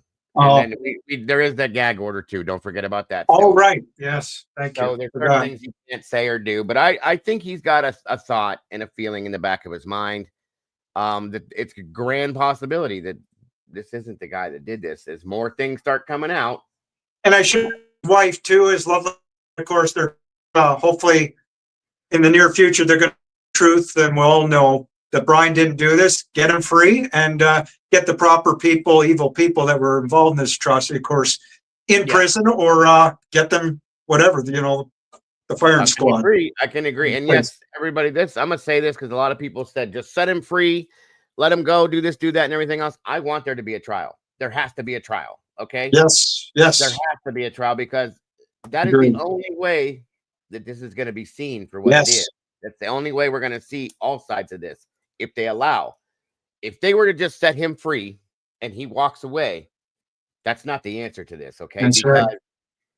At that time it shuts down. That's the end of it. We're not going to hear any more about it. It moves on. It turns into a cold case. That's not the answer either. That's right. This deserves absolute and nothing but absolute true justice for those victims and their families. If Brian is not the one that did this and they put him in jail and then in turn put him in front of a firing line, that's not true justice. That's not justice, folks, because the person that did it is still out there. That's all I'm saying. And that's why this is a huge problem. Yeah. And that's, they want to prove that he's innocent 100%. And I agree with that. I do. And they should. He's owed that. If he is an innocent man, he is absolutely owed that 101%. Okay. Because think about his life, even at this point, guys, because we've seen all the guilters. We know how many there are. Yeah. If they say, nope, he didn't do it, and the jury finds that he didn't do it, do you know how many people in this country are going to still say, yeah, he did it. I know he did it. That's all there is to it. I don't care what you say. And I'm scared for the guy if he didn't do it, because there's people that could try to take him out. I've seen there's some crazy people out there, and his life is going to be a shitty life, folks. Now, I promise you, on the other side of that, if they were to find him guilty, which is what I fear is going to happen, but if they were to find him guilty, all of us that have critical thinking skills are just going to have to sit down and be quiet and wait for the appeal process, because that's what I think is probably going to happen. Yes. So, And have a they good night, go, Nick. you guys didn't know this, but Daniel from the Drug Turkey Show invited me on his show months ago, but we talked about UFOs. We didn't talk about the Idaho 4. But I messaged Daniel many times and emailed him and saying, Daniel, look up the video. You got a gangbanger out front, woman shouting out, I see you, Farley. He doesn't even know who Farley is. None of the guilters seem to know, going back to the, what happened that night. And it just blows my mind. And yet they claim that they're doing a legitimate investigation. They want justice, but he's got the blinders on seemingly. And he's a bright guy. He's an intelligent guy. He's an ex-cop. And I said, Daniel, you could play the video of one of the assailants cocking the gun, the slider, and tell us what gun that is, being an ex-cop. Like, you'd think that'd be important. I just don't get it. And he won't explain to me on that, I did a few shows with Daniel over there, over here. And we used to be able to talk about this. He's stuck on one side now. It doesn't seem that he'll look at anything else. And I respect that. That's his business. That's how he feels. As a creator, I respect him. We just have very, very different points of view at this point because of what is being shown to us. And it is what it is, Were you able to get a lot of your points across, Dago, to him about possible alternative suspects, etc.? Well, I haven't had conversations with Daniel in a good year now. Before my points, yes, he would listen to them. But he still felt his way that he did. And I think it's stronger now. And I don't think that he cares truly what anybody else thinks at this point. And I respect his feelings. That's what it is. So I just can't believe that, Daniel, he just refuses to have a healthy, lively debate with guys like you at this point of the case now, at this time of the case, and or me, even though I'm a new channel, but, have a lively debate. Let's agree to disagree. Show me your evidence going along with law enforcement. Daniel, let me show you how I believe, but like a lot of people, that this was a gang-sanctioned hit on some levels. It was a big operation, and the evidence certainly points to that. If you're honest and you play some clips, what was happening out front that night and leading up to, we can't prove necessarily who snitched on who, and then why would a Brian Colbert or Daniel leave two roommates alive? Come on. I don't understand it either. And I don't know that he would do it. He would have a debate. We've done it before. No, he says he won't. He recently said a few months ago anyways, that he said in so many words that he's not interested in debating others. So right. It is what it is. I get it. I understand. He's where he is. Guys, we have August. August is coming. All I right. hope it happens in August, and I hope to God that it all comes out the way it should. Yeah.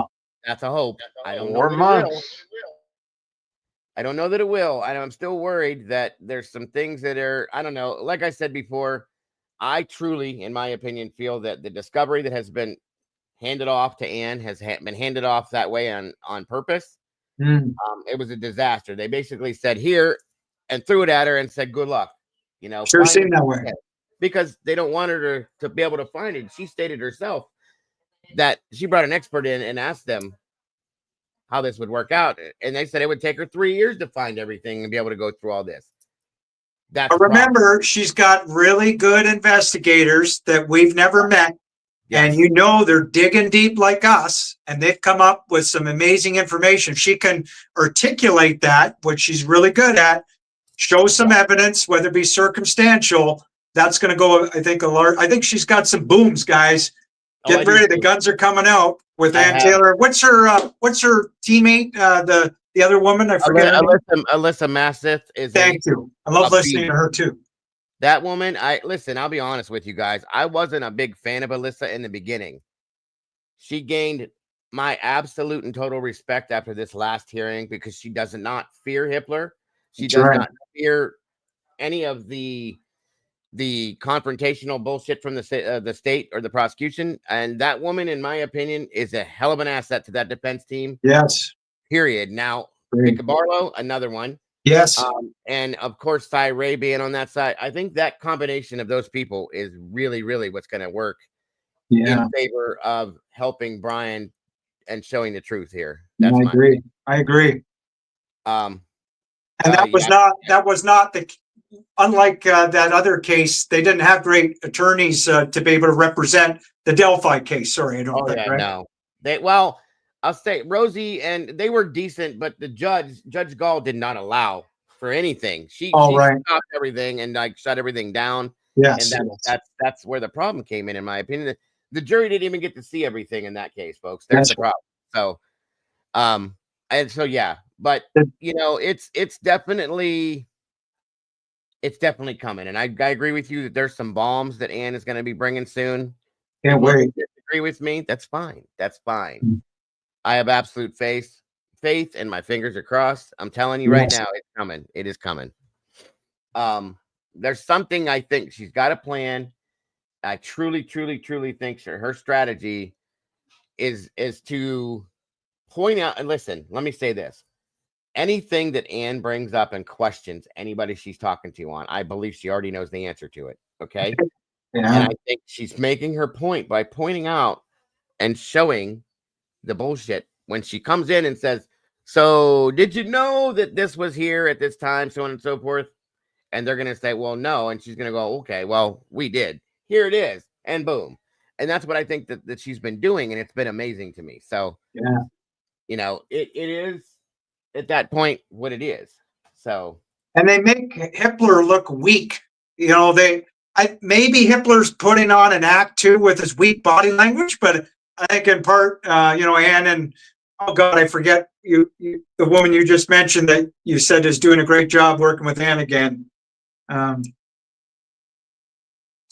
Anyway, I think one more time, say that you cut out there, but I'm sorry. I was just saying, I think Ann Taylor and the woman that you highly respect now that's working with her, what's her name? I keep forgetting. Sorry. Alyssa Masseth. Yes. Alyssa Masseth. I think they're partly responsible for the weak body language that Hitler displayed, or maybe part of it was, don't know. Yes, I can agree. There's a bit of intimidation on that side. Exactly. You know, the fact that he's so disrespectful, and such, he didn't want the case. We know that already. Okay, he stated that clearly. Oh, right. He did. Right. How do you say her name? Is it Alyssa Masseth? Massoth? I think I just say it the way I look at it, the way it's spelled. I don't know how to say it, dude. It's Massoth, I think, or Masseth or Massoth. One of the two. She's a beast. They're both beasts, man. They're great. Excellent. They are. Good women. It's an all-woman team. It's an all-woman team. Alyssa, Eliza, whatever. I'll meet her in person. I'll fly to Idaho one day and ask her. I got you. Eliza. There we go. Okay. Eliza. Awesome. So, yeah, I have faith that the defense team is doing what they're doing. I hope that they are allowed to put the things through that they need to. I hope that she has enough help, because they definitely could have handed her off some more people to help her go through this. The discovery. Brian, what's the matter? Did I miss something you said, Brian? Hold on. Or are you even talking to me? I can't imagine to be offended at all. Say that again. I'm sorry. Can you guys hear me? I can hear you. Okay, somebody. Oh, okay. I just want to make sure you're all right, Brian. So, oh yeah, there's somebody said Donald to try to fix your microphone. I guess it's cutting in and out, bud. How about now? Yeah, it sounds like you're in a hole again. Hold on. Okay. And by the way, I always qualified at times that, as we all know anyway, when I mention gangbangers and that it's a gang sanctioned hit, I believe we all should know, and I've said it before, that it doesn't mean all gangbangers are evil. A lot of them have terrible lives, upbringings, things we can't even comprehend, some of us, and they can be redeemed. And I said that even to AR, and then AR actually put out a video trying to defend sort of Farley in certain ways that, he wants to have hard evidence. And I understand also what AR has said, but I think AR took my comment to heart and talked about it in his own way with his, that, these people are getting help, like even a Farley getting counseling, but whoever did the atrocity, we know, unfortunately, are just showed pure hatred and evil for, as you said, these 4 young victims that had their lives snuffed out way too early. They were beautiful. And by the way, 6'4" strapping Ethan Chapman. I don't think a Brian Kohlberger could take him down. I don't either. I don't either. Unless there was some form of like being knocked out first or something. Yeah, I agree with you. I agree. There's no way that you're going to take him on by yourself. And not to mention, guys, Exactly. Thank you, Fox. Have a great night. Thank you for joining us. We all know that Brian is on the spectrum. We know he has dyspraxia. So you're going to take on this athletic, big dude physically. Okay. Sure.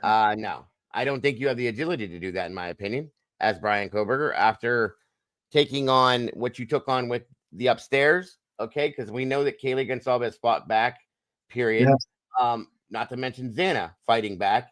Yes. I don't think Brian Kohlberger has the agility, the speed, the strength, Sure. any of it, to be able to go through all that and walk out of that house on 2 feet. That's right. And Dago, I just thought of this now, of course, reason, logic, common sense, that we know because he didn't stalk the girls. Right. How do you justify or think, other than what law enforcement or the FBI are trying to tell you, in the state, that he did this crime, when they admit there is no motive, man.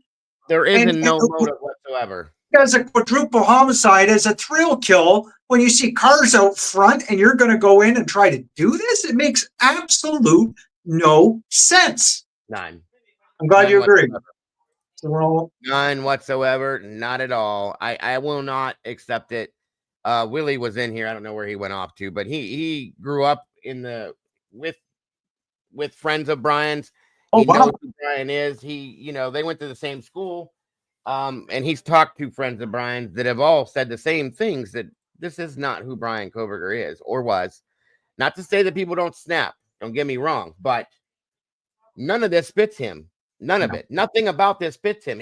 Not to mention, you guys, we all know this. I've said it 100 times. The man went to the doctors the day after or 2 days after. No marks all over him. A doctor would have noticed that. I didn't know that.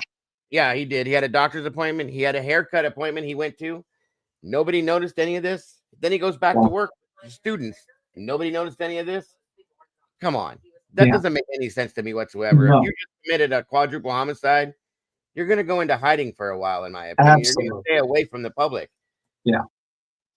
And the next morning, of course, they're trying to use that stupid selfie where he did this. That's him saying he did it. Miss me with that bullshit. I did a video on the selfie on my new channel. I didn't do a very good job, though, but I thought I made a couple of good points, at least, though, that, like maybe, I don't know, others maybe has said it, that when, his fists, I boxed a lot over the years, and your fists are pretty much going to be red, especially if he would have been in a fight for his life too, trying to take these people's lives. And with Kaylee fighting, as you said, and Xana, we won't go into details, but his fists were white. They weren't red. And like other people said, he probably did do the buttons up for probably his mother, most likely. I mean, come on. Or the girl he was dating, since he was the girl he was dating, the Korean girl, okay? Something else I pointed out, I'm glad you brought that up. If you look at his fist, okay? they were white. And that tells me that he's straining to do that, maybe in a sense, because the man has joint problems as well because of the dyspraxia. So to make a fist like this, it could have been hard to do, maybe. Okay. Sure. It could have hurt. You know, a lot of people that have rheumatoid arthritis and so on and so forth, they know what I'm talking about. He's got joint issues. He's got things like that that go along with that disease. That could have been why, or it could have just been because he's just skinny and he's very fair skinned. We all know that, but not to the extent that he was in that picture, mind you. I think that was chopped. I'm just telling you. I think you're right. I totally agree, Dago. It was either chopped or it was from a long time ago. ARA said too, when he was arrested, it looked like he gained 30, 40 pounds. Weeks later, you can't gain that kind of weight. Being a Brian Kober, 30, 40 pounds in a few weeks. It was a total Photoshop or something. We saw him in the Indiana stops, 2 of them. Okay. That was days before he was arrested. We'll say he didn't look anything like he did in that selfie photo. Nothing at all. So that was a bunch of ridiculousness to me. Just saying. Totally agree. I wonder if Daniel from Drunk Turkey Show. I never paid attention to what he thought of that selfie, but when you're all when you're a guilter for so long and you got the blinders on, a lot of these people probably think also the selfie made Brian look guilty, and it's not the case. It doesn't. It doesn't look like anything to me at all. That's the stupidest thing I ever heard. He looked weak as hell too. The poor guy. I mean, come on. He does. And did you notice in the hearing, Eliza writes a note to tell him to fix his collar. He couldn't do it. She helped him. A good point, Circus. I mean, that's what I'm saying. If you look at the selfie, the collar was standing up back here. Maybe because he can't do that. You know what I'm saying? Nobody thinks about these things because that doesn't follow the narrative. That doesn't follow the propaganda. So I'm just saying, guys, there's a lot to look at and to think about with this. And it doesn't change. We get more documents, more. I'm looking for more tomorrow. All right. I may be wrong, but usually Tuesdays and Fridays, I think, is when we get drops. So I could be completely wrong, you guys, in what I think or what I feel, but I just feel really strongly that I'm not. That's all I'm saying. All right.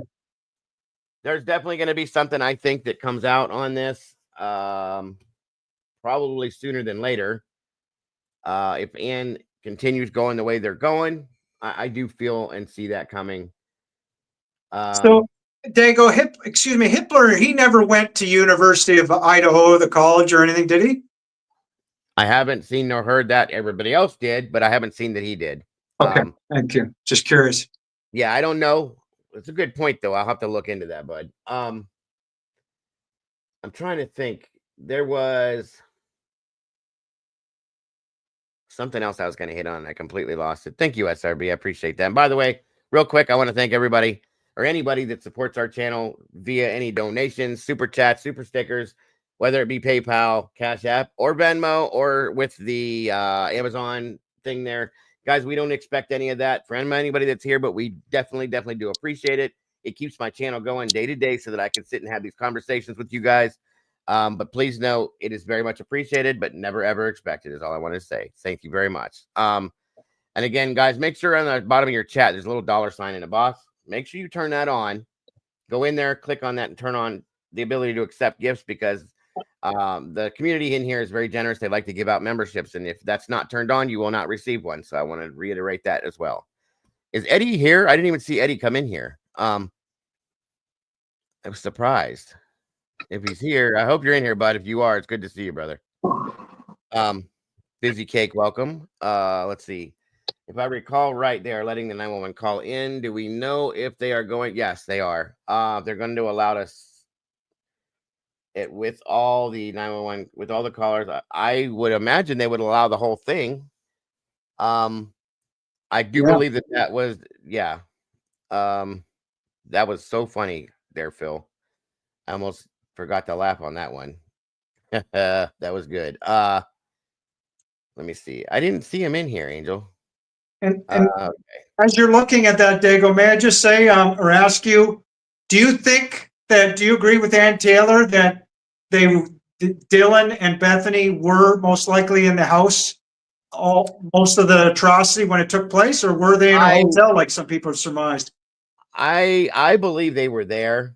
A lot of people don't, and I respect that as well. I'm just going with it because Ann has stated that they were Yes. there. So I'm going to believe that for now. Is it possible that they weren't? Absolutely. Anything is possible. We know that. So the full 911 call is not coming in. I'm sorry. I did not mean to state that. My apologies. Thank you for that, Maury. There was a document I did read about that. So my apologies, guys. I think they're allowing parts of the call, but not the whole thing that we heard from Channel 4. I do remember reading a paper on that. And it's clear that 2 weapons were used, so BK is switching up. No, he didn't do that. No, I do not believe the man brought in 2 weapons and switched them up. Where are they at? Where did he keep them while he was doing this? That's right. If he left the sheath there that he so cleanly and clearly tucked underneath the victim and then underneath the blanket, come on now. Come on, you guys. We know that ain't how that went. And, there's another theory out there that I have taken into effect as well from our buddy Sarge. He believes that it's very possible that the knife sheath and or the knife itself, if it was with the sheath, could have been there. Okay. There's kind of a theory bouncing around that there was something that went on in that house, maybe started off as a fight or an interaction, that knife sheath was kept there by one of the roommates for protection purposes, possibly. That makes sense. Yeah. Could be. And it maybe used and it was turned on that person possibly. And I said, well, that is kind of interesting to think about. And it makes more sense than what we have seen, at least. I'll say that. So it's very possible. Very possible. Well, I wonder if we'll ever find out, did the roommates have knives? And if so, what kind of knives and sheaths did they have? Well, we saw a photograph of them playing around with watermelon with a machete. Oh, yeah, that's right. Okay. And these are young women that live by themselves and they go to college and they walk around and go do things at nighttime. It's not very hard to think that they could possibly have protection in their home of stuff like that to keep themselves safe. I wouldn't doubt it. I would give my daughter had one. When she went to college, she had a knife that she kept in her purse. Nice. Yeah. So it's not that far out there, folks. But the one thing I will state that is so important to me that I have never been able to let go of is the fact that when asked, there's no motive for Brian Koberger to have done this. There's definitely no, in my opinion, because they want you to believe that this man purchased a knife 8 months before the crimes and a mask 10 months before the crimes that he probably bought to jog in the wintertime because he's a jogger. But anyway, and premeditated this crime without targets until he moved here almost a year later. And then he did that. That makes 0 sense to me, first off. Okay. So no, I don't believe that. And there's no motive. There is no motive. And the motive that was put out there, and no disrespect intended to who put it out there first, was that he was jealous of the relationship between Kaylee and Maddie. And that is absolute insanity to me. That makes no sense. How can you be, listen, dude, me and you just met today, Estes, and I'm going to say this right now. I don't know you from Adam, and you don't know me except from being here. So for me to be jealous of you and whatever relationship you may have with your girlfriend, wife, best friend, boyfriend, whatever it is, makes no sense because we don't know each other, bro. You see what I'm saying? Right. Absolutely. He doesn't know them girls. There's no connection. So what the hell does he have to be jealous of, you guys? That makes no sense. Yeah. And Thompson, then, I think we're one step ahead of the game where Thompson, the prosecution, they obviously, they can't go there. They can't talk about a motive. They've already had to come out and say he wasn't stalking. So they got to focus on the blood on the sheath. I guess the car, they're going to try. And it's all bullshit. And there's no direct evidence. It's all circumstantial, lame circumstantial evidence at that. And we're showing there's a lot of corruption. And the circumstantial evidence is a joke. It's not even good circumstantial evidence. Totally. It's a joke. It's a big joke. Agreed. And there's so many other people out there that I would have looked at more than once before I would have ever thought about looking at this guy that is not from this area, that doesn't know these people. Yeah. No. Totally. Guys, and they're talking about, well, they found knives at his parents' house. Well, don't forget something, okay? He lives in Pennsylvania. It's a rural area. I have knives. That doesn't mean I killed somebody. He did try to work at I can't remember what it was called, but it was like a fish yard or something like that, trying to clean and fillet fish and all that. Fish, I can't remember what the hell it was called. Anyway, he couldn't even do that right. So if he could have a fillet knife there, that was part of one of his tools for his job. I mean, regardless, these are not reasons to call somebody a murderer because they own a knife or 2 or 3 or 4. Okay, It's a total psyop. And that's what it's coming out to be. That's what it's looking like. It I truly is. defined a psyop, in my speeches during COVID. I was honored to do a lot of speeches, but a psyop is when you take selected information and indicators to an audience, right, to affect their value systems at times, belief systems, and objective reasoning. And it's a very important part, usually the military and, and economic activities there in the United States and other countries. But in this case, unfortunately, I believe law enforcement is largely a psyop and a big cover-up, and they needed a patsy. And we're seeing that with Brian Kohlberger at the moment, and we want to get him free. Yes, sir. It's coming out to look that way for sure. I'll tell you that much. Let's see. Well, okay, he dropped down. And of course, the cops are really good, as you know, Dago, at psyops. And this is no different, I believe, in a lot of areas, but we're not allowing them to affect our objective reasoning in this case. We're trying to dig in. Amen. Got to do it. Absolutely. Absolutely. Let me see. Just double checking in chat here. And again, I really appreciate all of you guys joining us tonight.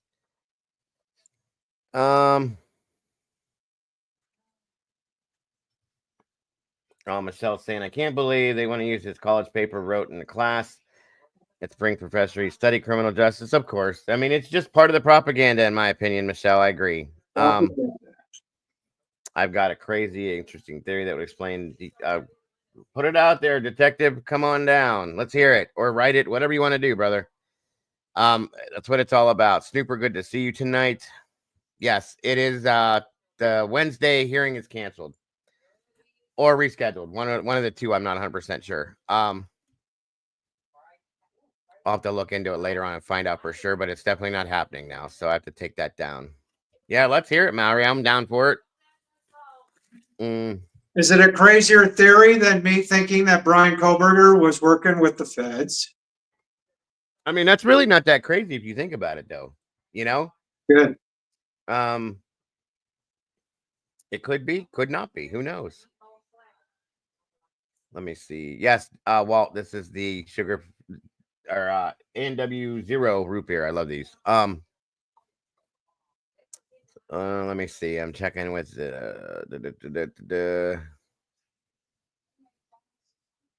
now. Some of these satirists, you got to understand, were photoshopped. When the case started going wacky, crazy people started making things up. So that one with Dylan holding that big machete-looking thing, that was a Photoshop picture. Oh, was it? Yeah. Wow. That one, you can't believe in all of these things because people are out here trying to make things happen. So, Candy Girl, good to see you. Yeah, you're welcome to jump up here, Mallory. Come on up. Or you can type it out. Either way, whatever you want to do. Because we're probably going to be bringing this to a close here soon. So come on up if you want to make some statements, please, and thank you. Yes, they absolutely are. Especially with having no sugar in them. You can't tell. They taste better, in my opinion, than the regular. Welcome, Dark Fae. Good to see you. Twisted Tales of True Crime.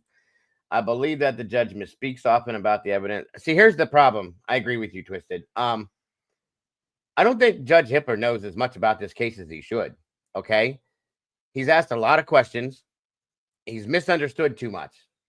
And I understand that he was kind of thrown into this, but still, you need to, as a judge, you should be reading up on every bit of this case, in my opinion, and learning every piece of this to know how to do it the right way. And it sounds to me like he hasn't done it. I don't know. Let's see. Don't forget that SG has a wrongful lawsuit against. Yes, that is true too. Good point, Dagburn. Thank you for that. Hemisphere, welcome, brother. Good to see you tonight. Let me see. Katrinka Sandoval, welcome. A lot of people feel that way about the PSYOP situation, and I can see and agree. Dark Bay, wonderful to see you. Good evening. Did someone agree with me and mention PSYOP? Oh yeah, many people do.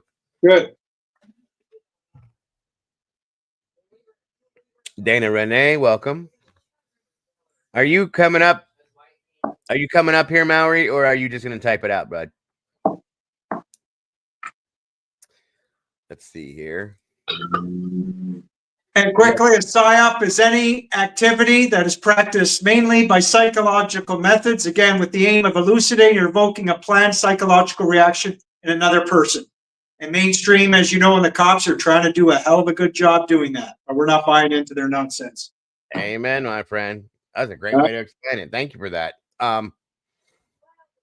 I agree. Amy said Hitler's not read Latop files. I don't think he has. I really don't think he has. Can you show me your face for a quick second there, Maury, please? Just a quick second, and then you can turn it right back off before I throw you up. I just got to be sure. It'll only take a second. Or some kind of a picture real fast.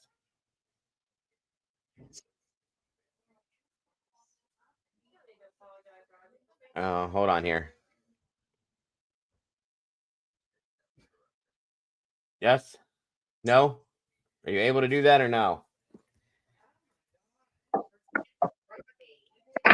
When you open it up, it's not showing me anything there. Hold on a minute. Let me try something else then. As you're Got it? Can you hear me? Can you hear me? I can. You can or no? I do hear you, bro. I hear you. Oh, okay, cool. How are you doing, man? I'm good. I don't know. Does your camera do you not have a camera? Dude, it sucks. I was outside working in my yard, so Okay. I don't right. know. The phone's acting all No weird. worries. No worries. Okay, we got you up here. Very cool. All right, so Welcome, yeah. welcome. I appreciate you. I appreciate all the time and all the stuff you sent us and all the work that you put in on this and all the availability. sarcasm that I bring to the chat. Say that again. I said all the sarcasm I bring to the chat. It's always good to see it. I love it. Got to keep a smile on your face in some senses. You know what I mean? Oh, dude, always got to do that. Absolutely. Welcome. Great to have you up here. What's going on tonight with you? Like I said, I'm just working in the yard right now, but I was just listening to you guys talk about weird theories, and I had a weird, interesting theory from very, very early on. And if anybody is well versed in the master's or doctorate programs at universities, you have to do a master's thesis when you get that, and then a doctoral dissertation type of paper that's super long, hundreds of pages. And so my brain immediately went to like, what would be the best possible doctorate topic that he could publish at the university for his degree and PhD? Well, actually talking to somebody that's going to commit a murder and documenting that. And so, yeah, I don't know. I think maybe he knows who did it. Maybe he had some interviews with those people, and the reason his DNA is on that sheet is because when he was talking to the guy about committing the crime, he was, documenting / inspecting that knife to go, and so he touched it, and the guy went. So I think he probably knows who did it. But I never thought about that. That's a good point. So that would be like the best like possible paper that you could publish would be someone that actually committed this work. So when he put out that ad, asking those questions, which was not something he did for his own pleasure, folks. It was for his schooling, okay? That people responded possibly, and he had conversations with them. In turn, they're the ones. One of them are the ones that did it, and he may know, which would explain him saying in the very beginning, I can't wait to be exonerated for this because he knows the answer to it. That's interesting. That's a good point. It was it's a crazy theory. It may hold no weight at all, and it's way out there. But that was like the very first thing at the very beginning. Whenever all this stuff came out about like what his degree was in and what he's doing, and I was like, man, like what if he was actually like documenting as like kind of like a documentary on he found someone that wants to murder do horrible crimes. And he got in touch with them, and then videotaped, had different interviews, wrote down the guy's thoughts, even took down the different types of weapons the guy or guys were going to use. And so there's a reason why his DNA is there. That's really not that far out there, bro. Truly, it's not. That's quite interesting, actually, to think about. So little crazy, little out there, but I mean, again, that's like the best paper that you could come up with, for your doctorate in criminology would be to write and have documentation of an actual criminal and their mindset committing this type of crime. Yeah, that's crazy. That is crazy. Yeah. What could one of the people in chat slow or one of the mods slow the chat just a tinge, guys, just a tinge. Now that's a great point, dude. I never thought of that before. That's a good point. It may be, and like I said, it's just one thing that hit my brain. While I lay in bed, and I can't shut my brain off at night sometimes. So it just. Oh, I get it. I do the same thing. I do it every night. I do, but that's an interesting point for sure. And so, yeah, that would, again, it ties some DNA to that. It says, was anybody else arrested? There's a lot of things that would give that theory some weight, but not all of it. Of course, and with it, with the interest in it, for why he's going to school, obviously, that brings it into perspective per se. It really does. So, I think if he has all this stuff documented, or even any of the interviews he had with whoever it would be, I would think he probably has in some sort of locked cloud account that's somewhere. And so yeah, and Taylor and or anybody else would be able to get that information from him. And right. He didn't do that. We got interviews with the guy that did it. So. Yeah, that's a little too slow, SRB. Go ahead and open it back up. We'll see if it just slowed itself down. It's all right. But no, that's interesting. I never went that direction with it because, I didn't pay much attention to that because I thought they used that too much from the state side to try to put it against him. So I kind of ignored all that. But going backwards and thinking about that, that's interesting. It really is. He has to write a doctoral dissertation. That you have to. Like, that's something that you have to do. Now, what topic that you get to choose, that's up to you. Right. So, I'm sure he was at least writing one. Where at in it that he was at the time, I couldn't tell you. But shit, it would make a hell of a damn paper if you ask me. So it really would. It'd give you a hell of a grade. That's for damn sure. Yeah. And the doctor that he had, that he was, the teacher that he had for that, she was pretty out there and very in depth with what she teaches. So yeah, that's quite interesting. That was his old teacher, I believe. His old teacher was the weird one. Yeah. That's true. His new one was, I guess, it was like a TA/doctorate program that he was attending. So I don't know. I don't know what all he had to do other than teach a couple classes, do some grading. I think, guys, it's safe to say we've learned that Brian Koberger is an interesting cat. He's an interesting guy, right? He's had certain flaws in his personality too that we all have. He's had his struggles with drug addiction. I think that's more what we can sympathize with, I should say, with this guy, but not view him. We don't have to view him as a killer because he's not. He didn't do this atrocity. Yeah, right. I don't know. I'm waiting. I don't think he did either, but I can't say he didn't without seeing all the evidence. That's what I'm waiting. Well, that's what the trial's going to bring that to us. That's where I'm at with it too. I'm just really. From what I've seen, though, there's no way that if I was on a jury that I could just affirmatively say guilty. You're going to have at minimum a picture of that guy's car at nighttime and a picture of his license plate where I can see that is his car. Period. And see him in the car. You will never get the guilty from me. But even his car, he could have been doing a drug transaction if he's in and around that neighborhood, right? That's fine. They don't even have a clear video of his license plate. There's too many white. Right. Totally agree. Right. Thank you so much, Satiris, for that. God bless. I appreciate that. Never seen you censor. Thanks for keeping me distracted from was, and how many miles left. God bless and be safe out there. I appreciate you so very much, Satiris. No, agreed, guys. Agreed. I do agree. And there's no, would you guys agree? We've never heard anything suggested, even Brian had any gang affiliation, gang member, Moscow, doing anything, really terrible or anything. No, right? No Come on, connections to Brian. gangs. So there you go.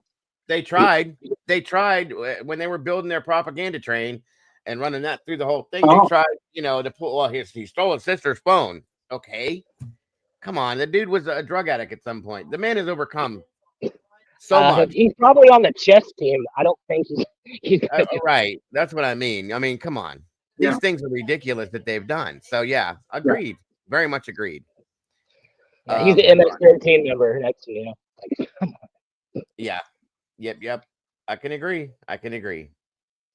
No, it's crazy. But again, if I don't see any stronger evidence than what we've already heard or seen, I can't imagine any jury.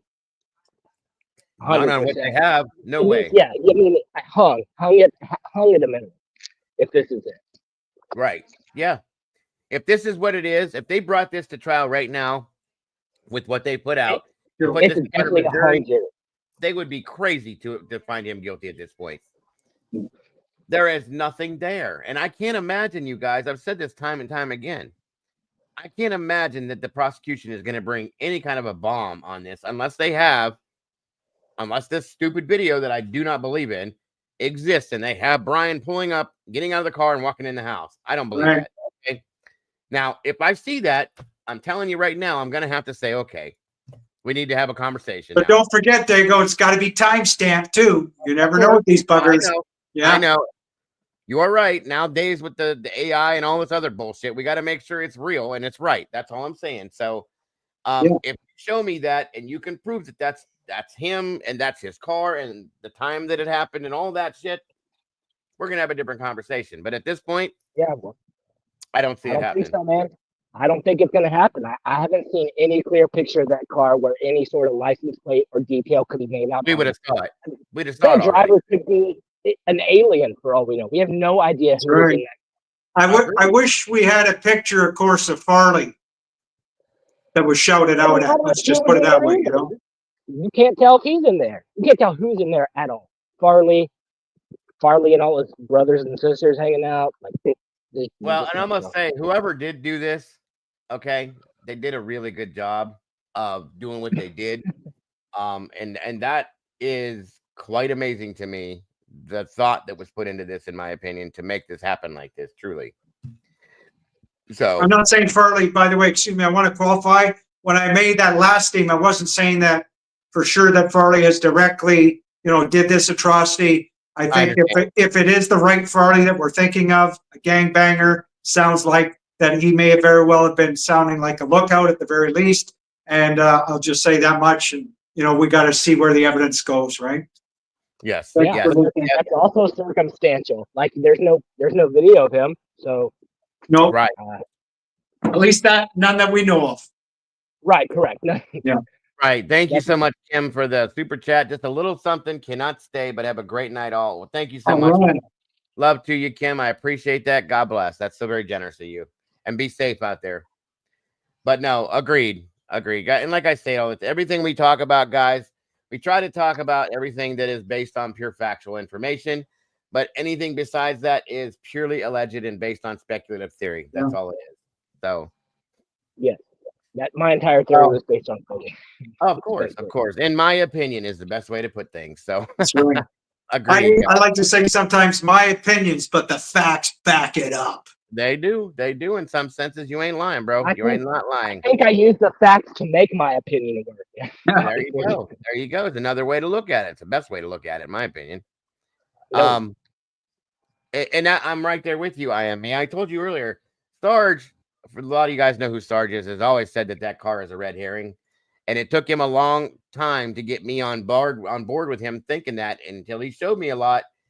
I can't say that I disagree with him at this point because it makes a lot of sense to me. And I never would have thought, or I've always thought, I never would have believed is what I was trying to say. I've always thought that anybody that would do this and bring their own car to the scene is a complete idiot. I do not believe the person or persons that did this were in a vehicle. I think they were on foot. No, that's really what I think. he would be probably the dumbest criminal in history if he brought his own car to that crime scene. Especially with his background. Come on now. That is about the dumbest shit I've ever heard in my life. And yes, that's a good point. However, SRB. he did in college. I had the privilege of taking it was actually a serial murder class for my criminology degree, and there was a gentleman who did profiling from Canada that came down, and he was actually our assignment for the semester was to plan out like basically the perfect crime, and then he would grade us and tell us like what we did wrong. And so he always says, if you want to get away with a crime, it has to be complete strangers. It has to be people that you do not know, have no connection to, but they also have to be, I believe back then it was at least 30 miles away from where you are, at least demographically. And so again, those things, people are going to miss 4 college students. So that was already a big mistake. He's too close. He took his car. He did everything except for the completely don't know them part. That's really the only thing that he did right. There's too many things that point to him not doing it as compared to the other. Okay. If there was like crazy amounts of information and evidence and different things that said, yep, there's one that, yeah, he did it. Yeah, that makes sense. Yeah, that guys, we don't have any of that. We have everything we have points to the exact opposite of that. So I mean, at some point, when is enough enough? Okay. I just don't see it. I just don't see it, guys. And Becca Barlow, hopefully she'll dig more at that knife sheath, the DNA, and explain it so the jury understands that this is all part, again, of that convenient narrative and a bunch of lies. And it's not Brian Kohlberger's DNA, or certainly he wasn't there when it happened. He's been excluded from everything except for that stupid little on the snap buttons that I still don't trust, because now, especially after I found out that the swab was sent and not the actual sheet, that was a huge problem for me. So, wow. Yeah. Thanks for digging in on that. Yeah. The sample was sent, not the actual piece of evidence. Right. Yeah. They sent off a sample on a buccal swab instead of the sheet. That turned me upside down at that point. I said, okay, we're done now. Yeah. You'll never make me believe that with all the other things they did that were half-assed and were bullshit.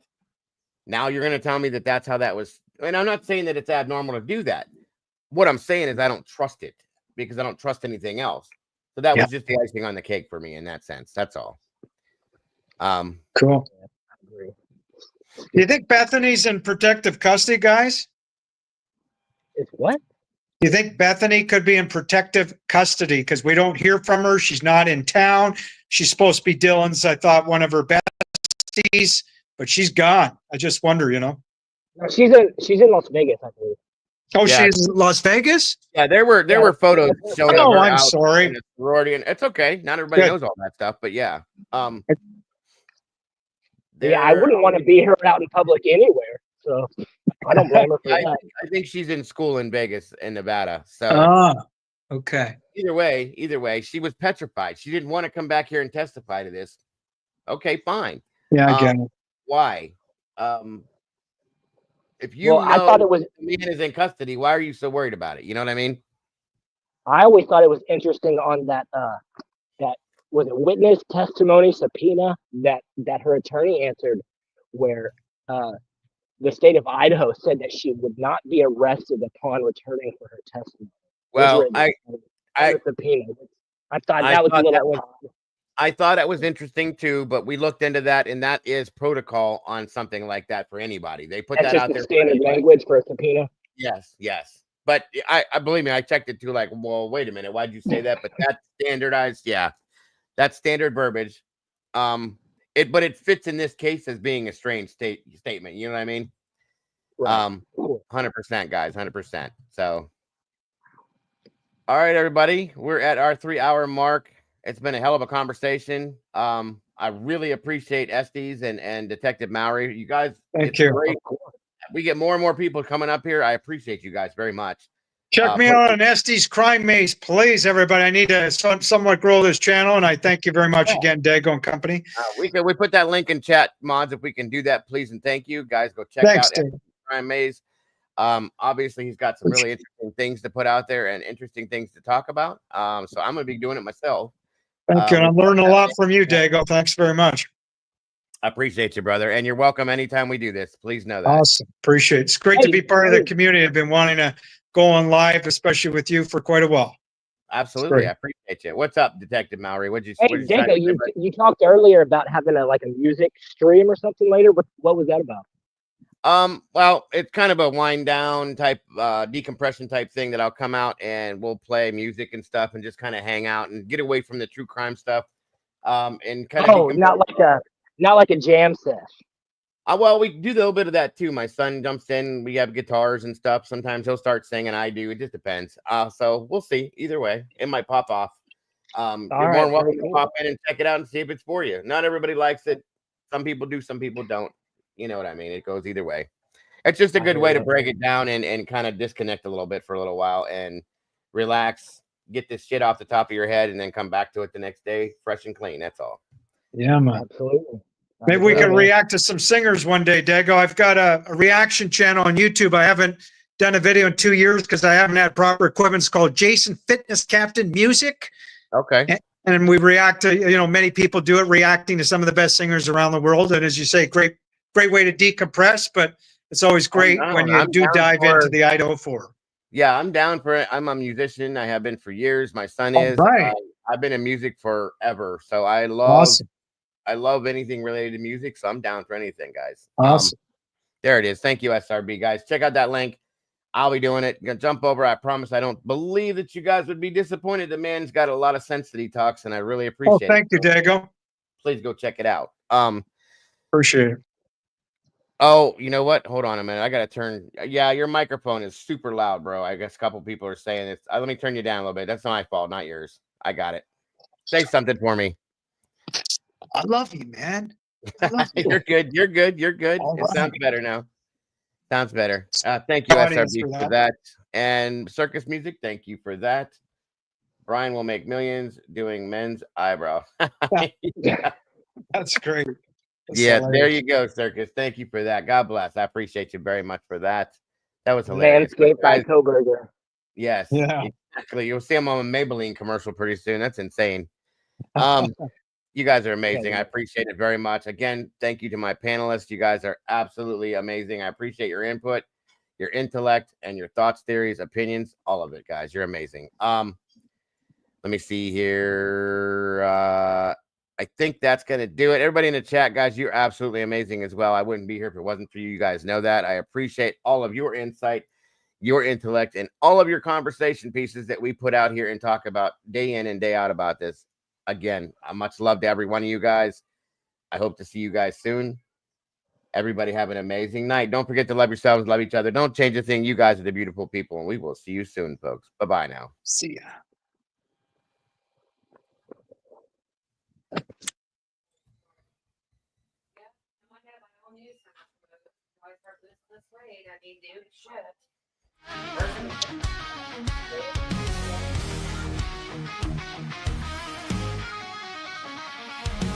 On the screen, typing at the speed of light, hunting down the shadows, bringing wrongs to right, digging deep in the data, facts sharp as a knife. With every single story, he's fighting for a life. A voice for the voiceless, he won't stay quiet. Dago's got the fire igniting the fight. True crime revelation shining through the night. With every victim story, he pulls at the strings. A hero in the darkness, hear the truth he brings.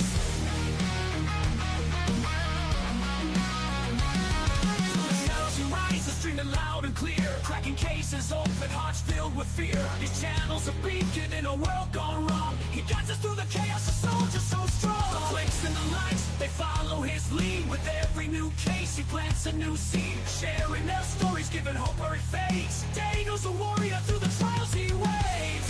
In a world of silence, he shouts out their names.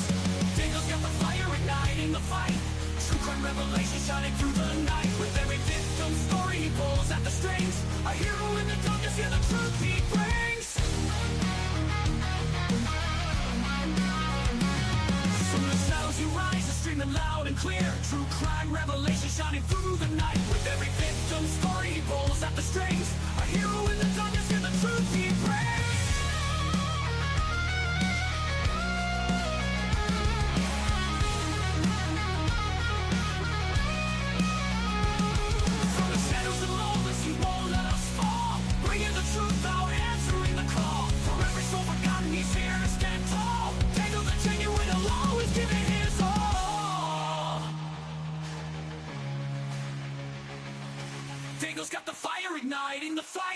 True crime revelation shining through the night. With every victim story he pulls at the